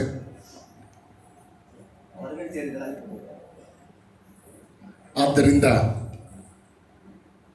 ನನಗೆ ಅವ್ರು ಹೇಳಿದ್ರು, ಅಳಬೇಡ, ಧೈರ್ಯ ತಂದ್ಕೋ, ನನಗೆ ಮಾತು ಕೊಡು, ಸೆಕೆಂಡ್ PUCನಲ್ಲಿ 90% ತಗೊಳ್ತೀನಿ ಅಂತ ನನಗೆ ಮಾತು ಕೊಡು. ನನಗೆ ಮಾತು ಕೊಟ್ಟರೆ ಆಮೇಲೆ ಮುಂದಿನ ಮಾತು ಅಂದರು. ನಾನು ಅಳತಾನೆ ನನ್ನ ಬಲಗೈ ಅವ್ರ ಕೈಯಲ್ಲಿಟ್ಟು, ಸರ್ ಖಂಡಿತ ನಾನು ತೊಗೊಳ್ತೀನಿ, 90% ನಾನು ತೊಗೊಳ್ತೀನಿ ಅಂತ ಹೇಳಿದೆ. ಪಕ್ಕದಲ್ಲಿ ನೋಡಿದ್ರು ಅವ್ರ ತಮ್ಮನೇ ಪ್ರಿನ್ಸಿಪಾಲ್, ದೇಶಕ ಮಾತು ಕೊಟ್ಟಿದ್ದಾನೆ, ಸೀಟ್ ಕೊಡು ಅಂದರು. ಆಮೇಲೆ ನಾನು ಕಣ್ಣೀರೆಲ್ಲ ಒರೆಸ್ಕೊಂಡು ಅವ್ರ ಪಾದದ ಮೇಲೆ ಬಿದ್ದವರ ಆಶೀರ್ವಾದ ತಗೊಂಡು ನ್ಯಾಷನಲ್ ಕಾಲೇಜಿಗೆ ಹೋದೆ.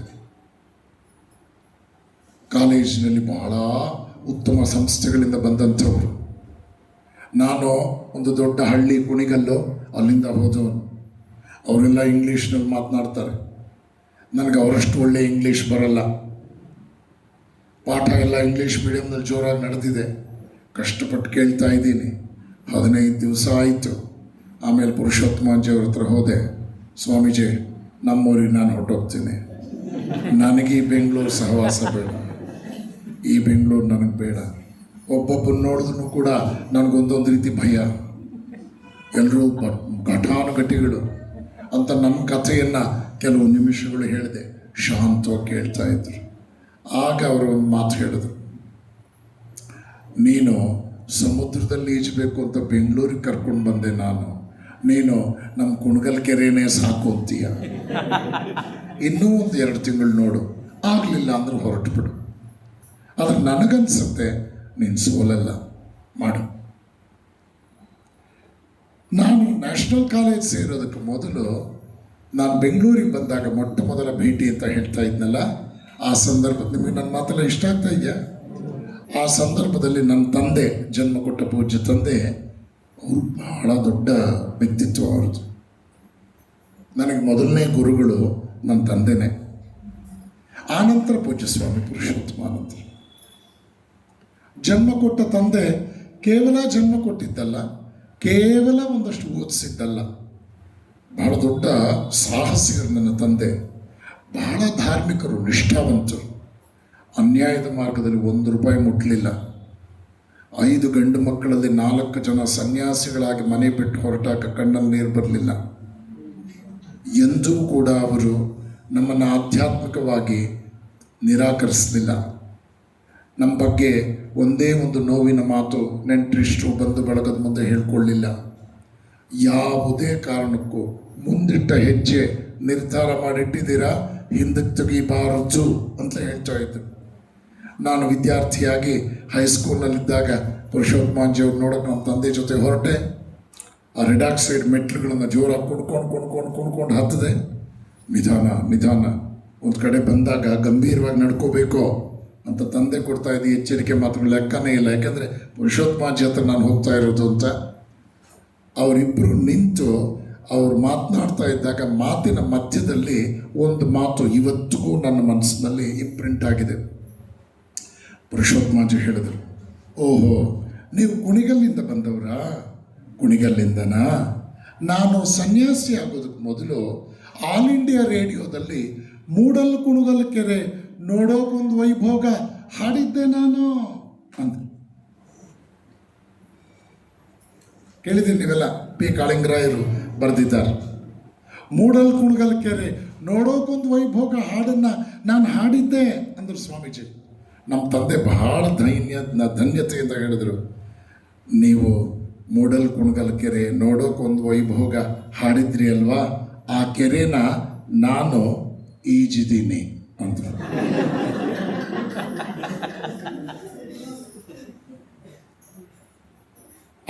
ಒಬ್ರಿಗೊಬ್ರು ಆಶ್ಚರ್ಯವಾಗಿ ನೋಡ್ಕೊಂಡಂಥದ್ದು ಇವತ್ತಿಗೂ ನನಗೆ ನೆನಪಿದೆ. ನಾನು ಹೈಸ್ಕೂಲ್ ಸ್ಟೂಡೆಂಟ್. ಆದರೆ ಎಲ್ಲೋ ಒಂದು ಕಡೆ ಇವರಿಬ್ಬರಿಗೂ ಕುಣಗಲ್ ಕೆರೆ ಕಾಮನ್ ಫ್ಯಾಕ್ಟರ್ ಆಯಿತು. ಕಡೆಗೆ ನಾನು ಪುರುಷೋತ್ತಮ ಅಂದರೆ ಪಾಲಾದೆ, ಒಡಂಬಡಿಕೆಯೋ ಎಂಬಂತೆ ಅದಾಯಿತು. ಸ್ವಾಮೀಜಿ ವಿದ್ಯಾರ್ಥಿ ಜೀವನದಲ್ಲಿ ನಾನು ಹೇಳಿದೆ, ವಿದ್ಯಾರ್ಥಿ ಮಂದಿರದಲ್ಲಿ ನನಗೆ ಸೀಟ್ ಕೊಡಿಸಿದಾಗ ಅವರೇ ನನ್ನನ್ನು ಆಶ್ರಮದಿಂದ ಕರ್ಕೊಂಡು ಹೋಗಿ ಹಾಸ್ಟೆಲ್ನಲ್ಲಿ ನನ್ನ ರೂಮಿನವರೆಗೆ ಬಂದು, ರೂಮ್ ನಂಬರ್ 26 ಫಸ್ಟ್ ಫ್ಲೋರ್ನಲ್ಲಿ ಪ್ರೇಯರ್ ಹಾಲ್ ಪಕ್ಕದಲ್ಲಿ ನನ್ನ ರೂಮ್ ಒಳಗೆ ಕರ್ಕೊಂಡು ಬಂದು, ಇಲ್ಲಿ ಪುಸ್ತಕ ಎಲ್ಲ ಜೋಡಿಸ್ಕೋಬೇಕು, ಇಲ್ಲಿ ಬಟ್ಟೆ ಎಲ್ಲ ಇಟ್ಕೋಬೇಕು, ಬಟ್ಟೆ ಒಗೆಯೋ ಜಾಗ ಎಲ್ಲ ಅದು ಅಂತೆಲ್ಲ ತೋರಿಸೋದು. ನಾನು ಅಲ್ಲಿ ಓದಿದಂತಹ ಆ ಒಂದು ಜಾಗದಲ್ಲಿ ಅದಾದ 23 ವರ್ಷದ ನಂತರ ಅವ್ರ ಶರೀರ ಬಿಟ್ಟಾಗ ಅದೇ ಹಾಸ್ಟೆಲ್ನಲ್ಲಿ ಅವರ ಅಂತಿಮ ದರ್ಶನಕ್ಕೆ ಏರ್ಪಾಟಾಗಿತ್ತು. ಅವ್ರು ನಾನು ಕೈ ಹಿಡಿದು ಯಾವ ಹಾಸ್ಟೆಲ್ಗೆ ಕರ್ಕೊಂಡು ಹೋದರು, ಅದೇ ಹಾಸ್ಟೆಲ್ನ ಬಾಗಿಲಲ್ಲಿ ನಾನು ಅವರ ಪಾರ್ಥಿವ ಶರೀರಕ್ಕೆ ಹೆಗಲು ಕೊಟ್ಟೆ. ಭಾರವಾದ ಮನಸ್ಸು. ಅವ್ರಿಗೆ ಕಡೆ ಸ್ನಾನ ಮಾಡಿಸಿದಂತಹ ಸಂದರ್ಭ ಕೂಡ ಅದು. ಸ್ವಾಮೀಜಿ ಎಲ್ಲಿ ನನ್ನ ಬದುಕನ್ನು ದೀಪ ಹಚ್ಚೋದಕ್ಕೆ ಅವ್ರು ಬಂದು ನನ್ನನ್ನು ಬಿಟ್ಟು ಹೋದರೋ, ಧೈರ್ಯವಾಗಿರು, ಚೆನ್ನಾಗೋದು, ಏನೇ ಇದ್ದರೂ ಹೇಳು ಅಂತ ಹೇಳಿದ್ರು, ಅವರ ಈ ಜಗತ್ತಿನ ಅಂತಿಮ ಯಾತ್ರೆ ಅಲ್ಲಿಂದಲೇ ಪ್ರಾರಂಭ ಆಯಿತು 23 ವರ್ಷದ ನಂತರ. ಸ್ವಾಮೀಜಿಯವರಲ್ಲಿ ನಾನೊಬ್ಬ ಸಾಮಾನ್ಯ ವ್ಯಕ್ತಿಯಾಗಿ ಕಲಿತುಕೊಂಡಂತಹ ಹಲವಾರು ವಿಚಾರಗಳು, ಸಂಕ್ಷಿಪ್ತವಾಗಿ ಕೆಲವನ್ನು ನಿಮ್ಮ ಮುಂದೆ ಇಡ್ತೇನೆ. ಮೊದಲನೇದಾಗಿ ಜೀವನದ ಬಗ್ಗೆ ಅವರಿಟ್ಕೊಂಡಿದ್ದಂತಹ ಒಂದು ಪವಿತ್ರವಾದ ದೃಷ್ಟಿಕೋನ. ಲೈಫ್ ಅಂದರೆ ಎಕ್ಸಿಸ್ಟೆನ್ಸ್ ಮಾತ್ರ ಅಲ್ಲ, ಬದುಕೋದು ಅಂದರೆ ಹೇಗಂದ್ರೆ ಹಾಗೆ ಬದುಕೋದಲ್ಲ. ಬದುಕೋದು ಅಂತಂದರೆ ಎಲ್ಲೋ ಒಂದು ಕಡೆ ಕೊಚ್ಚಿ ಹೋಗೋದಲ್ಲ 4 ಜನರ ನಡುವೆ. ಯಾರು ಎಷ್ಟೇ ಮಾತಾಡಿದ್ರು ನಮ್ಮ ಧೋರಣೆಯಲ್ಲಿ ಸ್ವಲ್ಪವಾದರೂ ಸ್ವಂತಿಕೆ ಇರಬೇಕು. ಆ ಸ್ವಂತಿಕೆ ಬೇರೆಯವರಿಗೆ ಯಾವುದೇ ರೀತಿಯಲ್ಲೂ ಇರಿಸುಮರುಸು ಮಾಡಬಾರದು. ನಮ್ಮ ಆಲೋಚನೆಗಳು ಲಾಜಿಕಲ್ ಆಗಿರಬೇಕು, ಪ್ರಾಕ್ಟಿಕಲ್ ಆಗಿರಬೇಕು, ತಕ್ಕ ಮಟ್ಟಿಗಾದರೂ ಕನ್ವಿನ್ಸಿಂಗ್ ಆಗಿರಬೇಕು. ಜೊತೆಗೆ ಇನ್ನೊಬ್ಬರೇನಾದರೂ ಒಳ್ಳೆಯ ಸಲಹೆ ಕೊಟ್ಟರೆ ಅದನ್ನು ಸ್ವೀಕರಿಸುವ ಮನೋಸ್ಥಿತಿ ನಮ್ಮದಾಗಿರಬೇಕು. ಯಾವುದೇ ರೀತಿಯಲ್ಲೂ ಕೂಡ ಇನ್ನೊಬ್ಬರ ಒಳ್ಳೆಯದನ್ನು ಅವಮಾನಿಸಬಾರದು. ಇನ್ನೊಬ್ಬರ ಒಳ್ಳೆಯದನ್ನು ಅವಮಾನಿಸಬಾರ್ದು ಅನ್ನೋದು ಎಷ್ಟು ಸತ್ಯವೋ, ನಮ್ಮ ಒಳ್ಳೆಯದು ನಮಗೆಷ್ಟೇ ಒಳ್ಳೆಯದಾಗಿ ದೊಡ್ಡದಾಗಿ ಕಂಡರೂ ಕೂಡ ಅದನ್ನು ಇನ್ನೊಬ್ಬರ ಮೇಲೆ ಒತ್ತಾಯಪೂರ್ವಕವಾಗಿ ಹೇರಬಾರದು. ನಮ್ಮನ್ನು ಅರ್ಥ ಮಾಡ್ಕೊಳ್ಳೋಕ್ಕೆ ಬೇರೆಯವ್ರಿಗೂ ಕೂಡ ಸ್ವಲ್ಪ ಸಮಯ ಕೊಡಬೇಕು.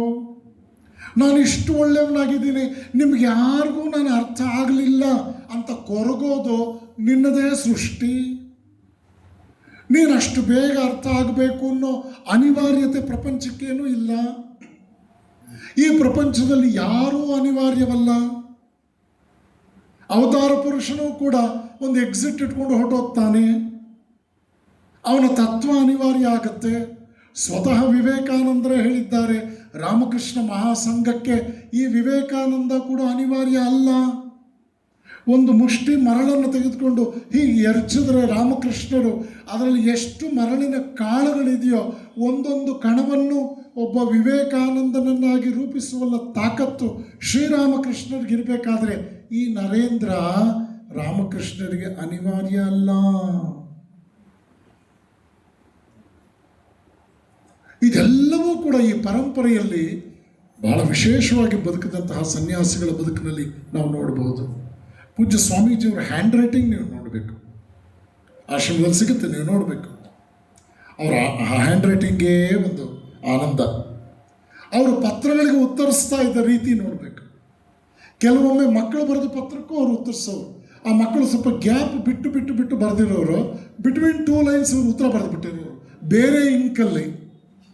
ಸೊ ದ್ಯಾಟ್ ಆ ಪ್ರಶ್ನೆಗೆ ಅಲ್ಲಿ ಉತ್ತರ ಇದೆ ಅಂತ. ಒಂದೇ ಇಂಕಲ್ಲಿ ಬರೆದ್ರೆ ಯಾವ್ದು ಪ್ರಶ್ನೆ ಯಾವ್ದು ಉತ್ತರ ಅಂತ ಮಕ್ಕಳು ಗೊತ್ತಾಗಲ್ಲ. ಇವರು ರೆಡ್ ಇಂಕಲ್ಲೋ ಬೇರೆ ಇಂಕಲ್ಲೋ ಬರೆದಿರೋರು. ಸೊ ದಟ್ ಅವ್ರಿಗೆಲ್ಲ ಒಂಥರ question and answer, question bank ಓದ್ಕೊಂಡು ಹಾಕಿರೋದು. ಎಷ್ಟೋ ಮಕ್ಕಳು ಅವರ ಪುಸ್ತಕಗಳನ್ನು ಓದಿ ಸಾಕಷ್ಟು ಜೀವನದಲ್ಲಿ ಪ್ರಭಾವ ಪಡ್ಕೊಂಡವರುಂಟು. ಆತ್ಮಹತ್ಯೆ ಮಾಡ್ಕೊಳ್ಳೋಕೆ ಹೊರಟಿದ್ದ ಮಕ್ಕಳು ವಾಪಸ್ ಬಂದದ್ದುಂಟು. ಸಂಸಾರಗಳಲ್ಲಿ ಬಹಳಷ್ಟು ನೊಂದಿದ್ದವರು ಮತ್ತೆ ಒಳ್ಳೆ ರೀತಿಯಲ್ಲಿ ಸಂಸಾರ ಮಾಡ್ತಾ ಇದ್ದಿದ್ದುಂಟು.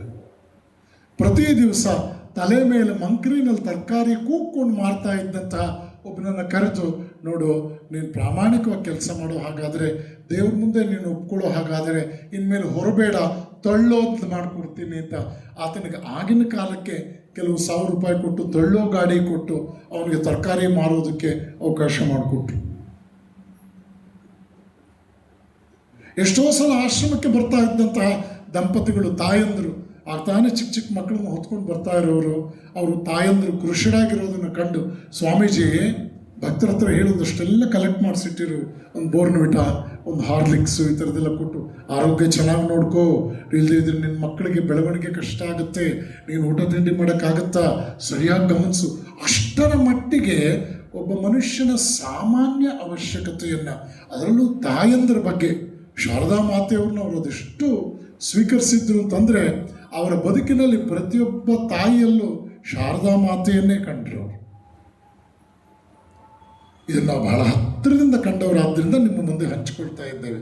ಕೊಡಗಿನಲ್ಲಿ 1000 ಕಾಫಿ ತೋಟದ ಕಾರ್ಮಿಕ ತಾಯಂದರಿಗೆ ಜೀವಂತ ದುರ್ಗಾ ಪೂಜೆ ಮಾಡಿದ್ರು ಅವರು. ಆಮೇಲೆ ಕರ್ನಾಟಕದ ಉದ್ದಗಲಕ್ಕೂ ಕೂಡ ಅದೊಂದು ಪರಂಪರೆಯಾಗಿ ಬೆಳೆದು ಬಂತು. ಅವರು ಆಶ್ರಮಕ್ಕೆ ಮಾತ್ರ ಸೀಮಿತರಾಗಿರಲಿಲ್ಲ, ಆಜುಬಾಜಿನ ಊರುಗಳಿಗೆ ಹೋಗಿ ಸತ್ಸಂಗ ಮಾಡ್ತಾ ಇದ್ರು. ಯಾವುದೇ ಊರಿನಲ್ಲಿ ಆಧ್ಯಾತ್ಮಿಕ ಆಸಕ್ತಿ ಇರೋ ವ್ಯಕ್ತಿಯ ಬಗ್ಗೆ ಕೇಳಿ ಸಂತೋಷ ಪಡ್ತಾ ಇದ್ರು. ಆಶ್ರಮಕ್ಕೆ ಬರೋ ಪ್ರತಿಯೊಬ್ಬರನ್ನೂ ಕೂಡ ಪ್ರೀತಿಯಿಂದ ಮಾತಾಡಿಸೋರು. ಭಾಳಷ್ಟು ಸಂದರ್ಭಗಳಲ್ಲಿ ಅವರ ವಿಳಾಸವನ್ನು ದಾಖಲೆ ಮಾಡಿಕೊಳ್ಳೋರು, ಪತ್ರ ವ್ಯವಹಾರ ಇಟ್ಕೊಳ್ಳೋರು. ಮಕ್ಕಳಾದಿಯಾಗಿ ಎಲ್ಲರನ್ನೂ ಅವರು ತಮ್ಮ ಭಾವ ಪ್ರಪಂಚದಲ್ಲಿ ಕಟ್ಟಿಹಾಕ್ಕೊಂಡವರು. ಈ ರೀತಿಯಲ್ಲಿ ಅವರ ಪ್ರೀತಿ ವಿಶ್ವಾಸ ಬಹಳ ಹೇರಳವಾಗಿ ಅಂದಿನ ಯುವಜನತೆ ಶಿಕ್ಷಕರಿಗೆ ಬಹಳ ವಿಶೇಷವಾಗಿ ದೊರೀತು. ಶಿಕ್ಷಕರನ್ನು ಕಂಡ್ರಂತೂ ಅವ್ರಿಗೆ ಬಹಳ ಪ್ರೀತಿ ಇತ್ತು. ಅವರು ಬರೆದ ಬಹುತೇಕ ಪುಸ್ತಕಗಳು ವಿದ್ಯಾರ್ಥಿಗಳಿಗೆ, ಯುವಕರಿಗೆ, ಶಿಕ್ಷಕರಿಗೆ ವ್ಯಕ್ತಿತ್ವ ಕುರಿತಾಗಿ ಮತ್ತು ಅಧ್ಯಯನವನ್ನು ಅಚ್ಚುಕಟ್ಟಾಗಿ ಮಾಡೋದಕ್ಕೆ ಏನು ಬೇಕೋ ಅದನ್ನೇ ಕೊಡ್ತಾ ಇದ್ದಂಥ ವಿಚಾರ. ಈ ವಿಚಾರಗಳೆಲ್ಲ ನಮಗೆಲ್ಲ ಕ್ಲಾಸಲ್ಲಿ ಅವರು ಉಪನ್ಯಾಸದಲ್ಲಿ ಹೇಳ್ತಾ ಇದ್ದಂಥದ್ದು, ಕಾನ್ವರ್ಸೇಷನಲ್ಲಿ ಹೇಳ್ತಾ ಇದ್ದಂಥದ್ದು, ಅವ್ರ ಜೊತೆ ವಾಕ್ ಮಾಡ್ತಾ ಇದ್ದಾಗ ಹಂಚ್ಕೊಳ್ತಾ ಇದ್ದ ವಿಚಾರಗಳು, ಈ ಎಲ್ಲ ಮಾತುಗಳು ಕಾಲಕ್ರಮದಲ್ಲಿ ಪುಸ್ತಕ ರೂಪದಲ್ಲಿ ಬಂತು. ವಿದ್ಯಾರ್ಥಿಗಳ ಬದುಕಿಗೆ ಒಂದು ನಿಜವಾದ ಮಾರ್ಗದರ್ಶನದ ಕನ್ನಡಿಯಾಗಿ, ದಿಕ್ಸೂಚಿಯಾಗಿ, ಪಥದರ್ಶಿಯಾಗಿ ಮೊಟ್ಟ ಮೊದಲು ಸನ್ಯಾಸಿಯೊಬ್ಬರಿಂದ ಬಂದಂತಹ ಪುಸ್ತಕ ಪೂಜ್ಯ ಸ್ವಾಮಿ ಪುರುಷೋತ್ತಮಾನಂದರದೇ. ಅದು ಬಹಳ ದೊಡ್ಡ ಕ್ರಾಂತಿಯನ್ನು ಉಂಟು ಮಾಡಿತು. ವಿದ್ಯಾರ್ಥಿಗೊಂದು ಪತ್ರ, ವಿದ್ಯಾರ್ಥಿಗಾಗಿ. ಆನಂತರದಲ್ಲಿ ಅದು ಯಶಸ್ಸಿನ ರಹಸ್ಯವಾಗಿ ಇತ್ತೀಚೆಗೆ 4 ಪುಸ್ತಕಗಳ ಸಂಗ್ರಹವಾಗಿ ಮೂಡಿಬಂತು. ಸ್ವಾಮೀಜಿಯವರ ಬದುಕು ಬಹಳ ಸರಳ. ಅವರು ಯುವಕರು ಹೇಗಂದ್ರೆ ಹಾಗೆ ಬದುಕೋದನ್ನ ಇಷ್ಟಪಡ್ತಿರ್ಲಿಲ್ಲ. ನಡ್ಕೊಂಡು ಓಡಾಡ್ತಾ ಇದ್ದ ಮಕ್ಕಳಿಗೆ ಅವ್ರು ಸೈಕಲ್ ಗಿಫ್ಟ್ ಮಾಡೋರು, ಕೈಯಲ್ಲಿ ಗಡಿಯಾರ ಇಲ್ಲ ಅಂತಂದರೆ ಅವ್ರಿಗೆ ಗಡಿಯಾರ ಗಿಫ್ಟ್ ಮಾಡೋರು. ಸ್ವಾಮೀಜಿ ಗಡಿಯಾರವನ್ನು ಗಿಫ್ಟ್ ಮಾಡಿದಾಗ ಕೆಲವು ಜನ ಭಕ್ತರು, ಇದೇನು ಆಶ್ರಮದ ದುಡ್ಡನ್ನೆಲ್ಲ ಈ ಬೆಳೀತಾ ಇರೋ ತರಲೆ ಮಕ್ಕಳಿಗೆ ಗಡಿಯಾರದ ಗಿಫ್ಟ್ ಕೊಟ್ಬಿಡ್ತಾರಲ್ಲ ಪುರುಷೋತ್ತಮಾನಂದರು ಅಂತ ಕೆಲವರೆಲ್ಲ ಕಾಮೆಂಟ್ ಮಾಡಿದ್ದು ಉಂಟು ಬೆನ್ನ ಹಿಂದೆ. ಆಗ ಸ್ವಾಮೀಜಿ ಹೇಳೋರು, ನೀವೆಲ್ಲ ಆಶ್ರಮಕ್ಕೆ ಪ್ರೇಯರಿಗೆ ಬರ್ತೀರಲ್ಲ, ನೀವು ಬರೋಷ್ಟೊತ್ತಿಗೆ ಇದನ್ನು 365 ದಿವಸ ಕಸ ಗುಡಿಸಿ, ನೆಲ ಒರೆಸಿ, ಜಮಖಾನ ಕೊಡವಿ ಹಾಕಿ, ನೀವೆಲ್ಲ ಹೋಗಿ ಬಾತ್ರೂಮು ಟಾಯ್ಲೆಟಲ್ಲಿ ಗಲೀಜು ಮಾಡಿಬಿಡ್ತಾರಲ್ಲ, ಅದನ್ನೆಲ್ಲ ಕೈಯಲ್ಲಿ ತೊಳಿತಾರೆ ನನ್ನ ಮಕ್ಕಳು. ಈ ಮಕ್ಕಳೇ ಅದನ್ನ ಕ್ಲೀನ್ ಮಾಡೋದು. ಅಂಥ ಮಕ್ಕಳಿಗೆ ನಾನೊಂದು ಗಡಿಯಾರ ಕೊಡಿಸಿದ್ರೆ ಪಾಪ ನಿಮ್ಗೆ ಯಾಕೆ ಇಷ್ಟು ಯೋಚನೆ ಆಗೋಯ್ತಲ್ಲ ಅಂತಲೂ ಹೇಳಿದ್ದುಂಟು. ಆಗ ಜನಗಳ ಆಲೋಚನೆಗಳಲ್ಲೂ ಕೂಡ ಒಂದು ಬದಲಾವಣೆ ಶುರುವಾಯಿತು. ಜನ ಏನಂದ್ರೆ ಅದು ಮಾತಾಡ್ತಿರ್ತಾರೆ, ನಿಮಗೆಲ್ಲ ಗೊತ್ತಿದೆ ಪಾಪ. ಆ ಮಾತಿಗೆ ಬೆಲೆ ಇರಬೇಕು ಅಂತಲೇ ಏನಿಲ್ಲ. ಬೆಲೆ ಇಲ್ಲದ ಮಾತುಗಳೇ ಭಾಳಷ್ಟು ಸಮಾಜದಲ್ಲಿ ಬರೋದ್ರಿಂದ ಆ ಮಾತುಗಳಿಗೆ ಜನ ತಲೆ ಕೆಡಿಸ್ಕೊಳ್ಳಲ್ಲ. ಮತ್ತು ಅವರ ಸದ್ಗ್ರಂಥಗಳನ್ನು ಅವರು ಪುಸ್ತಕ ಮಾರಾಟ ಮಳಿಗೆಯಲ್ಲಿ ಇಟ್ಟಿದ್ರು ಕೂಡ ಬಡವರಿಗೆ, ಆದರೆ ಆಸಕ್ತರಿಗೆ ಪುಸ್ತಕವನ್ನು ಆಶೀರ್ವಾದ ರೂಪದಲ್ಲಿ, ಪ್ರಸಾದದ ರೂಪದಲ್ಲಿ ಕೊಟ್ಬಿಡ್ತಾ ಇದ್ರು. ಕಿಂಚಿತ್ ಆಸಕ್ತಿ ತೋರಿಸಿದ್ರು ಕೂಡ ಆ ವ್ಯಕ್ತಿಯನ್ನು ತಮ್ಮ ಗುಡ್ ಬುಕ್ಸಲ್ಲಿ ಇಟ್ಕೊಂಡು ಸಂಬಂಧವನ್ನು ಪತ್ರ ಮುಖೇನ, ಮಾತಿನ ಮುಖೇನ, ಭೇಟಿಯ ಮುಖೇನ ಅವರು ಉಳಿಸ್ಕೊಳ್ತಾ ಇದ್ರು. ನಾನು 2 ವರ್ಷ ಬೆಂಗಳೂರಿನಲ್ಲಿ ಓದಿ ಆಮೇಲೆ ಮೈಸೂರು ವಿಶ್ವವಿದ್ಯಾನಿಲಯದಲ್ಲಿ ನನಗೆ ಇಂಜಿನಿಯರಿಂಗ್ ಸೀಟ್ ಮೆರಿಟಲ್ಲಿ ಸಿಕ್ಕಿದಾಗ ಭಾಳ ದುಃಖಪಟ್ಟೆ. ನಾನು ಫಿಶ್ ಔಟ್ ಆಫ್ ವಾಟರ್, ನೀರಿನಿಂದ ಆಚೆ ಹಾಕಿದ ಮೀನಿನ ಒಪ್ಪದಲ್ಲಿ ಒದ್ದಾಡ್ತಾ ಇದ್ದೆ. ಚಿಕ್ಕಮಗಳೂರು ಇಂಜಿನಿಯರಿಂಗ್ ಕಾಲೇಜಲ್ಲಿ ನನಗೆ ಸೀಟ್ ಸಿಕ್ತು. ನಾನು ಹೇಳೋದೆಲ್ಲ ಹೇಳಿದೆ, ಬೆಂಗಳೂರು ಬಿಟ್ಟು ಹೋಗೋಕ್ಕೆ ಇಷ್ಟ ಇಲ್ಲ, ನಿಮ್ಮನ್ನು ಬಿಟ್ಟು ಹೋಗೋಕ್ಕೆ ಇಷ್ಟ ಇಲ್ಲ, ಮತ್ತು ನೀನೇ ಹೇಳ್ತಾ ಇದೆಯಲ್ಲ ಮೈಸೂರು ಯೂನಿವರ್ಸಿಟಿಯಲ್ಲಿ ಓದಬೇಕು ಅಂತ, ತೊಂದರೆ ಇಲ್ಲ ಓದು ಅಂತ. ಅವತ್ತು ರಾತ್ರಿ ಅವ್ರು ನನ್ನ ಕೈ ಮೇಲೆ ಇಟ್ಟಿದ್ದಂಥ ಸೀಡ್ಲೆಸ್ ದ್ರಾಕ್ಷಿ ಬೇಜಾರು ಮಾಡಿಕೊಂಡು, ವಿಧಿ ಇಲ್ಲದೆ ಸ್ವಾಮೀಜಿ ಕೊಟ್ಟಿದ್ದು ಅಂತ ಒಂದೊಂದೇ ದ್ರಾಕ್ಷಿ ತಿಂತ ನಾನು ಅರಸೀಕೆರೆವರೆಗೂ ಹೋಗಿದ್ದೆ. ಬೆಂಗಳೂರಿನಿಂದ ಅರಸೀಕೆರೆ ಅಂತಂದ್ರೆ ತಿಳ್ಕೊಳ್ಳಿ ಸುಮಾರು 180 ಕಿಲೋಮೀಟ್ರ್. ಆದರೆ ಅವರು ಸಂಪರ್ಕ ಬಿಡಲಿಲ್ಲ. ನಿನ್ನ ರೂಮನ್ನೇ ನೀನು ಆಶ್ರಮ ಮಾಡ್ಕೊ, ಅಲ್ಲೊಂದು ವಿವೇಕಾನಂದರ ಫೋಟೋ ಇಟ್ಕೊ, ನನ್ನ ಪುಸ್ತಕ ಓದ್ತಾ ಬಾ, ನಿನಗೆ ಯಾವಾಗ ಅನಿಸುತ್ತೋ ಅವಾಗ ಪತ್ರ ಬರೀ. ಅವ್ರ ಪತ್ರಗಳು ಬರೀತಾ ಇದ್ದಿದ್ದು ಬಹಳ ಒಂದು ವಿಶೇಷ. ಶಿವಕುಮಾರ ಇತ್ತೀಚೆಗೆ ಈ ಕಡೆ ಬರಲೇ ಇಲ್ಲ, ನಿರ್ಭಯಾನಂದರು. ಶ್ರೀನಿವಾಸ ಮುನಿಸಿಕೊಂಡಿದ್ದಾನೆ. ಗಣೇಶ ಮೊನ್ನೆ ಬಂದಿದ್ದ. ವಾಸುದೇವ ಈ ಕಡೆ ತಲೆ ಹಾಕಿ ಮಲಗ್ತಾ ಇದ್ದವನೋ ಇಲ್ವೋ ಗೊತ್ತಿಲ್ಲ. ಹೀಗೆ ಬರೆಯೋರು. ನಮ್ಮ ಇಡೀ ಕುಟುಂಬದ ಬಗ್ಗೆ ಅವ್ರು ಹಾಗೆ ಬರೆಯೋರು. ನಮ್ಮ ತಾಯಿ ಪೂಜ್ಯ ಸ್ವಾಮಿ ಪುರುಷೋತ್ತಮ ಅಂದರೆ ಬಹಳ ದೊಡ್ಡ ಶ್ರದ್ಧಾಪೂರ್ವಕ ಭಕ್ತರು. ಇಂಜಿನಿಯರಿಂಗ್ ಮುಗಿಸಿ ನಾನು ಮನೆಗೆ ಬಂದಾಗ ನಮ್ಮ ಮನೆಗೆ ಬಂದರು. ಲಲಿತಾ, ನಿನ್ನ ಮಕ್ಕಳನ್ನೆಲ್ಲ ಕರ್ಕೊಂಡು ಹೋಗಿ ಬಂದಿದ್ದೀನಿ ನಾನು ಅಂದರು. ಆಗ ನಮ್ಮ ತಾಯಿ ಹೇಳಿದ್ರು, ನನ್ನ ಮಕ್ಕಳನ್ನೆಲ್ಲ ನಿಮ್ಮ ಪಾದಕ್ಕೆ ಹಾಕಿ ಎಷ್ಟೋ ವರ್ಷ ಆಯಿತು ಅಂದರು. ಆಗ ಸ್ವಾಮೀಜಿ ಹೇಳಿದ್ರು, ಇಲ್ಲ ಇಲ್ಲ, ಎಲ್ಲರನ್ನೂ ಕರ್ಕೊಂಡು ಹೋಗಲ್ಲ, ಒಬ್ಬ ನಿಮ್ಮನ್ನೆಲ್ಲ ನೋಡ್ಕೊಳ್ಳೋಕ್ಕೆ ಮನೇಲಿ ಇಟ್ಬಿಟ್ಟು ಹೋಗ್ತೇನೆ, ಇನ್ನು 4 ಜನ ನನ್ನ ಜೊತೆ ಬರ್ತಾರೆ. ನಮ್ಮ ತಾಯಿ ಹೇಳಿದ್ರು, ಇಲ್ಲ ಅವನು ಬರಬೇಕು ಅಂತಿದ್ದಾನಲ್ಲ ನಮ್ಮ ಆಗ ತಾವು ಸ್ವಾಮೀಜಿ ಹೇಳಿದ್ರು, ಇಲ್ಲ ಇಲ್ಲ, ನಿಮ್ಮಿಬ್ಬರ ಜವಾಬ್ದಾರಿಯನ್ನು ನಂದೆ, ನಿಮ್ಮನ್ನು ನೋಡ್ಕೊಳ್ಳೋಕೆ ಒಬ್ಬ ಇರ್ತಾನೆ ಅಂತ. ನಿಮ್ಗೆ ಆಶ್ಚರ್ಯ ಆಗ್ಬೋದು, ರಿಟೈರ್ಡ್ ಆಗಿ ನಮ್ಮ ತಂದೆ ಊರಿನಲ್ಲಿ ವ್ಯವಸಾಯಕ್ಕೆ ಮುಂದುವರೆದು ಕೋಲಾರ ಜಿಲ್ಲೆಯಲ್ಲಿ ನಾವು ಸನ್ಯಾಸಕ್ಕೆ ಹೋಗಬೇಕು. ಪೂಜ್ಯ ಸ್ವಾಮಿ ಪುರುಷೋತ್ತಮಾಜಿಯವ್ರ ಜೊತೆ ಅಲ್ಲಿಗೆ ಹೋದ್ವಿ. ನಮ್ಮ ತಾಯಿ ಬಹಳ ಕಷ್ಟಪಟ್ಟು ಅಡುಗೆ ಮಾಡಿದ್ರೆ, ಅವತ್ತು ಕಾಡೋದು, ಜಮೀನಲ್ಲೇ ಒಂದು ಸಣ್ಣ ಮನೆ ಮಾಡ್ಕೊಂಡಿದ್ರು. ತಂದೆ ತಾಯಿಗೆ ನಮಸ್ಕಾರ ಮಾಡಿದ್ವಿ. ಕಾರು ಮನೆವರೆಗೂ ಬರೋ ಹಾಗಿಲ್ಲ, ರಸ್ತೆ ಚೆನ್ನಾಗಿಲ್ಲ, ಜಮೀನಿನ ಜಾಗಗಳು, ಬದುಗಳೆಲ್ಲ ಅಡ್ಡ. ಸುಮಾರು ಒಂದು 50 ಹೆಜ್ಜೆ ದೂರದಲ್ಲಿ ಕಾರ್ ನಿಲ್ಲಿಸಿ ಸ್ವಾಮೀಜಿ ಮತ್ತು ನಾವು 4 ಜನ ಹೋದ್ವಿ. ತಂದೆ ತಾಯಿಗೆ ನಮಸ್ಕಾರ ಮಾಡಿದ್ವಿ, ಊಟ ಮಾಡಿದ್ವಿ, ಹೋಗ್ಬಿಟ್ಟು ಬರ್ತೀವಿ ಅಂತ ಹೇಳಿದ್ವಿ. ಈ ಕಡೆ ತಿರುಗಿದವರು ಕಾರಿಗೆ ಹೋಗಿ ಹತ್ತಿ ಹೊರಟವೇ ಹೊರತು ಹಿಂತಿರುಗಿ ನೋಡಲಿಲ್ಲ. ಅದೊಂದು ಮನಸ್ಸಿನಲ್ಲಿ ಒಂದು ಮನೋಸ್ಥಿತಿ, ತಿರಸ್ಕಾರ ಅಲ್ಲ, ಅಲ್ಲಿಗೆ ಅದು ಮುಗೀತು. ಇನ್ನಿದು ಮುಂದುವರೆದ ಭಾಗ. ಸ್ವಾಮೀಜಿ ಸಮಯ ಆಗ್ತಾ ಬಂತು. ಸ್ವಾಮೀಜಿಯವರ ಬದುಕಿನಲ್ಲಿ ನಾವು ಬಹಳ ದೊಡ್ಡ ರೀತಿಯಲ್ಲಿ ಕಂಡುಕೊಂಡದ್ದೇನು ಅಂದರೆ, ನಾವು ನಮ್ಮ ಕಾರ್ಯದ ಮೂಲಕ ಬದುಕಬಲ್ಲೆವು.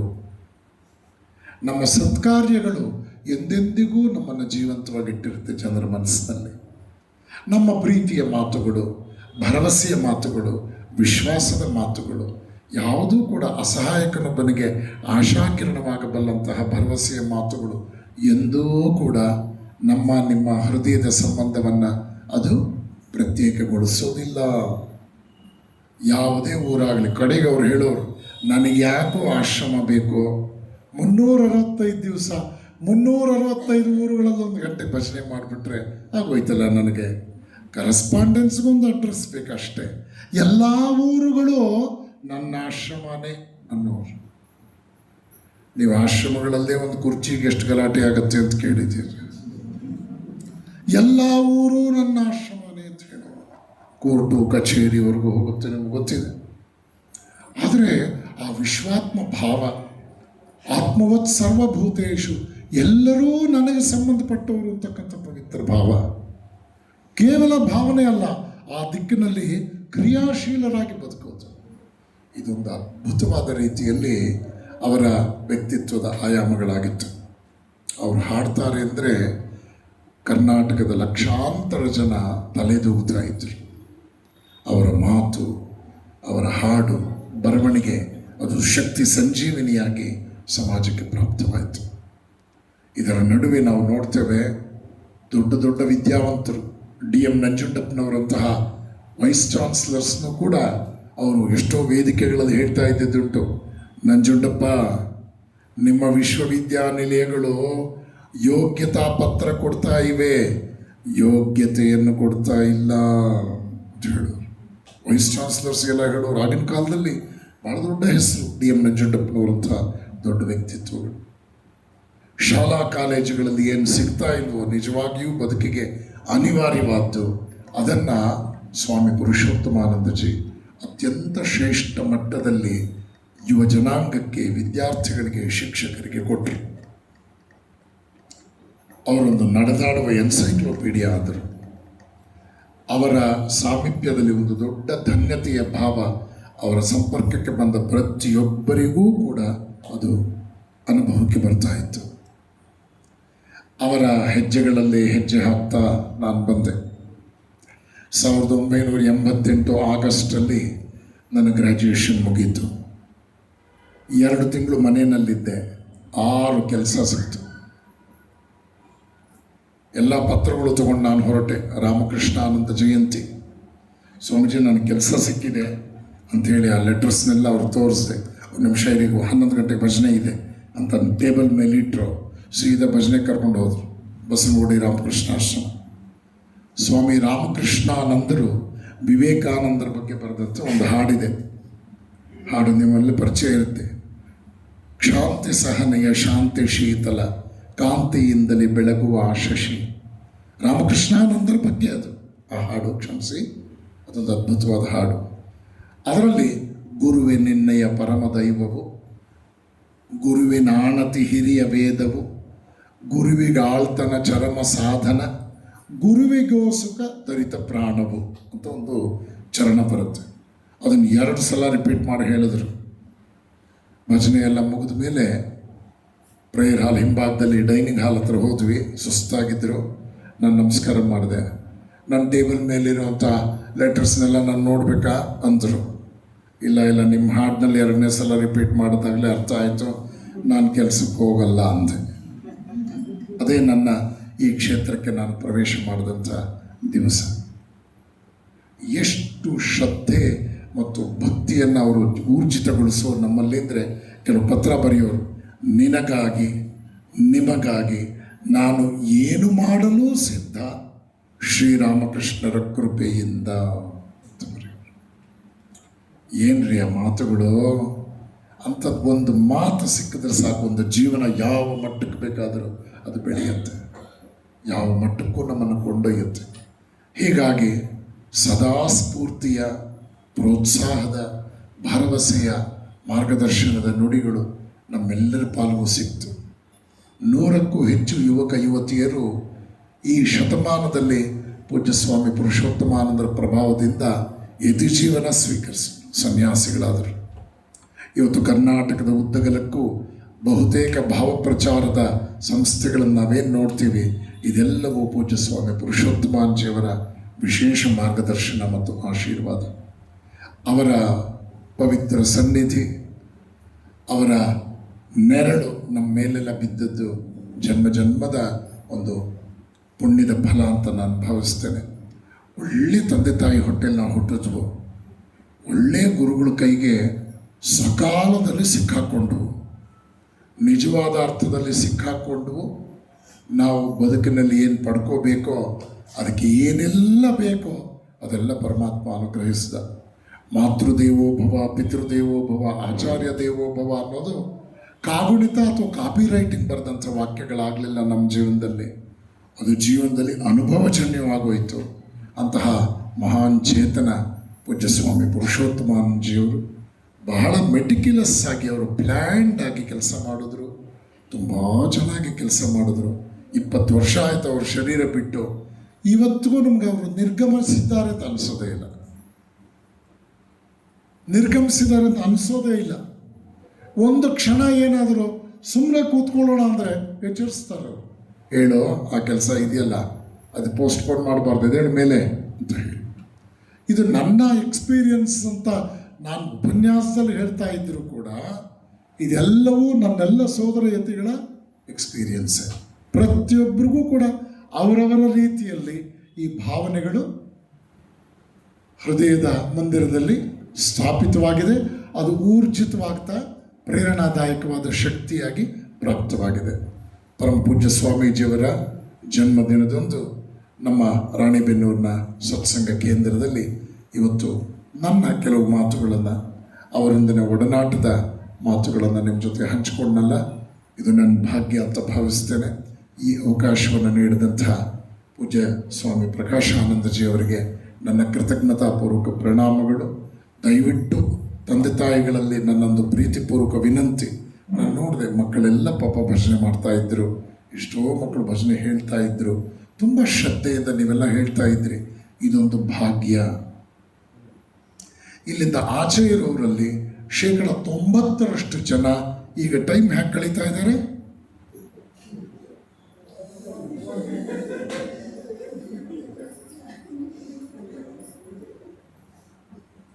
ಎಷ್ಟು ಸಾಯಿಸ್ತಾ ಇದೆ, ಕೊಲ್ತಾ ಇದೆ, ಕಸದ ತೊಟ್ಟಿಯಾಗಿದೆ. ಮನುಷ್ಯ ಚಡಪಡಿಸುವಂತೆ ಮಾಡುತ್ತೆ, ರೆಸ್ಟ್ಲೆಸ್ ಆಗ್ತಾನೆ. ಒಂದು ದಾಖಲೆ ಸಮೀಕ್ಷೆ ಪ್ರಕಾರ ಒಬ್ಬ ಮನುಷ್ಯ ದಿನಕ್ಕೆ 100ಕ್ಕೂ ಹೆಚ್ಚು ಸಲ ಮೊಬೈಲ್ ಆನ್ ಮಾಡ್ತಾನಂತೆ. ಉಸಿರು ಕಟ್ಟಿ ಆದರೂ ಅದು ನಾನು ಮಾಡ್ತಾನೆ, ಉಸಿರು ಮರೆತು ಬಿಡ್ತಾನೆ ಬೇಕಾದರೆ ಆ ಮೊಬೈಲ್. ಚಿಕ್ಕ ಮಗುಗೆ ಮೊಬೈಲ್ ಹಾಕದೇ ಇದ್ರೆ ಊಟನೇ ಮಾಡಲ್ಲ. ನಾಳೆ ಸಾಯೋ ಮುದುಕಿ ಕೂಡ ಏನ್ರಿ ಇದು, ಇದೆಲ್ಲ ನೀವು ಗಮನಿಸಿ. ಯತಿಗಳು ಸನ್ಯಾಸಿಗಳನ್ನು ಏನು ಕೇಳಬೇಕು ಅನ್ನೋದು ಮರ್ತು ಹೋಗಿದೆ. ಇವತ್ತು ಒಂದು ಕಾರ್ಯಕ್ರಮದಲ್ಲಿ ಮಹಾ ತಪಸ್ವಿಗಳೊಬ್ಬರು 1 ಗಂಟೆ ಕಾಲ ಆತ್ಮೋದ್ಧಾರದ ಸರಳ ಸೂತ್ರಗಳನ್ನು ಪರಿಚಯ ಮಾಡಿಕೊಟ್ಟು ಉಪನ್ಯಾಸ ಹೇಳಿದ ಮೇಲೆ ಜನ ಎಲ್ಲ ಸಾಲಾಗಿ ಬಂದು ನಮಸ್ಕಾರ ಮಾಡಿ ಹೊರಟರು. ಒಂದು ಅಜ್ಜಿ ಕೂತೇ ಇತ್ತಂತೆ. ಅಜ್ಜಿ ನಿಧಾನಕ್ಕೆ ಹತ್ರ ಬಂದು, ಎಲ್ಲರೂ ಹೋಗಲಿ ಪರವಾಗಿಲ್ಲ, ನಾನು ಆಮೇಲೆ ಗುರುಗಳನ್ನು ಭೇಟಿ ಮಾಡ್ತೀನಿ ಅಂತ ಹೇಳಿದ್ರಂತೆ. ಪಾಪ ಅಜ್ಜಿ ಗಣಿತ ವ್ಯಕ್ತಿತ್ವ, ರೈಪ್ ಅಂತ ಕರಿತೀವಿ ಇಂಗ್ಲೀಷ್ನಲ್ಲಿ, ಜೀವನದ ಕಡೆ ದಿನಗಳಲ್ಲಿ ಇರ್ತಕ್ಕಂಥ ವಯೋಧರ್ಮ, ಯಾವತ್ತೇನೋ ಗೊತ್ತಿಲ್ಲ, ಆತ್ಮದ ಉದ್ಧಾರಕ್ಕೋ ದೇವರ ಸಾಕ್ಷಾತ್ಕಾರಕ್ಕೋ ಆಧ್ಯಾತ್ಮಿಕ ಅನುಭವವನ್ನು ಹಂಚ್ಕೊಳ್ಳೋಕ್ಕೋ ಯಾವ ಕಾರಣಕ್ಕೂ ಅಜ್ಜಿ ನಿಂತಿದೆಯೋ ಪಾಪ ಅಲ್ಲಿ ಸಹಾಯಕರು ಕಾಯ್ತಾ ಇದ್ರು. ಅಜ್ಜಿ ಹತ್ರ ಬಂದು, ಗುರುಗಳೇ ಏನು ಬೇಕಮ್ಮ ನಿಮ್ಗೇನು ಬೇಕು ದಯವಿಟ್ಟು ಹೇಳಿ. ಗುರುಗಳೇ, ನಿಮ್ಮ ಜೊತೆ ನಾನೊಂದು ಸೆಲ್ಫಿ ತೆಗೆಸ್ಕೊಳ್ಳ. ಇಲ್ಲಿಯವರೆಗೂ ಪರಮ ಪೂಜ್ಯರು ಸೆಲ್ಫ್ ನಾಲೆಡ್ಜ್ ಬಗ್ಗೆ ಹೇಳಿದ್ರು.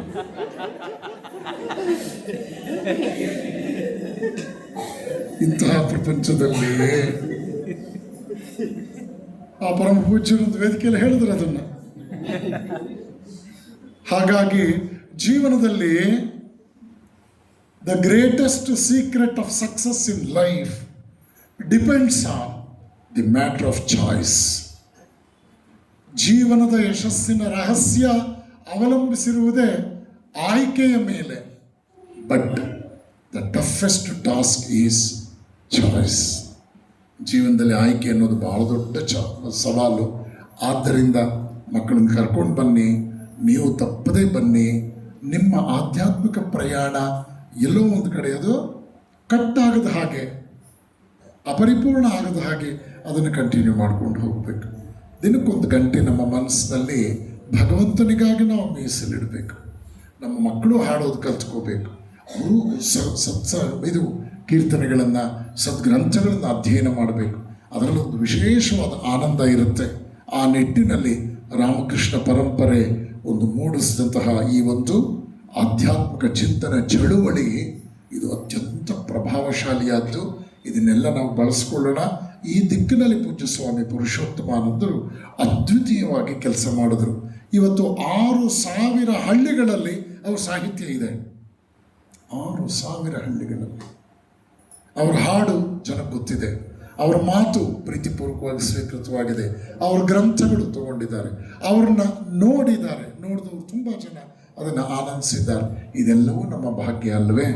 ಆ ದೃಷ್ಟಿಯಲ್ಲಿ ಅವರ ಗ್ರಂಥಗಳನ್ನು ಓದಿ ರಾಮಕೃಷ್ಣರು, ಶಾರದಾ ಮಾತೆ, ವಿವೇಕಾನಂದರ ಜೀವನ ನಮಗೆ ಬಹಳಷ್ಟು ಭರವಸೆ ತಂದು ಕೊಡುತ್ತೆ, ಧೈರ್ಯ ತಂದು ಕೊಡುತ್ತೆ, ಜೀವನಕ್ಕೆ ಸನ್ಮಾರ್ಗ ದೊರಕಿಸಿಕೊಡುತ್ತೆ ಅಂತ ಹೇಳ್ತಾ ನಿಮಗೆಲ್ಲರಿಗೂ ಆ ಮಹಾನ್ ಗುರುವಿನ ಕೃಪಾಶೀರ್ವಾದ ಪ್ರಾಪ್ತವಾಗಲಿ. ನಿಮ್ಮ ಜೀವನವೂ ಕೂಡ ನಿಜವಾದ ಅರ್ಥದಲ್ಲಿ ಸಾರ್ಥಕ್ಯ ಕಾಣಲಿ, ಅರ್ಥಪೂರ್ಣವಾಗಲಿ ಅಂತ ಹಾರೈಸ್ತಾ ಈ ಅವಕಾಶಕ್ಕಾಗಿ ಕೃತಜ್ಞತೆ ಸಲ್ಲಿಸಿ ನನ್ನ ಮಾತು ಮುಗಿಸ್ತೇನೆ. ಜಯ ರಾಮಕೃಷ್ಣ.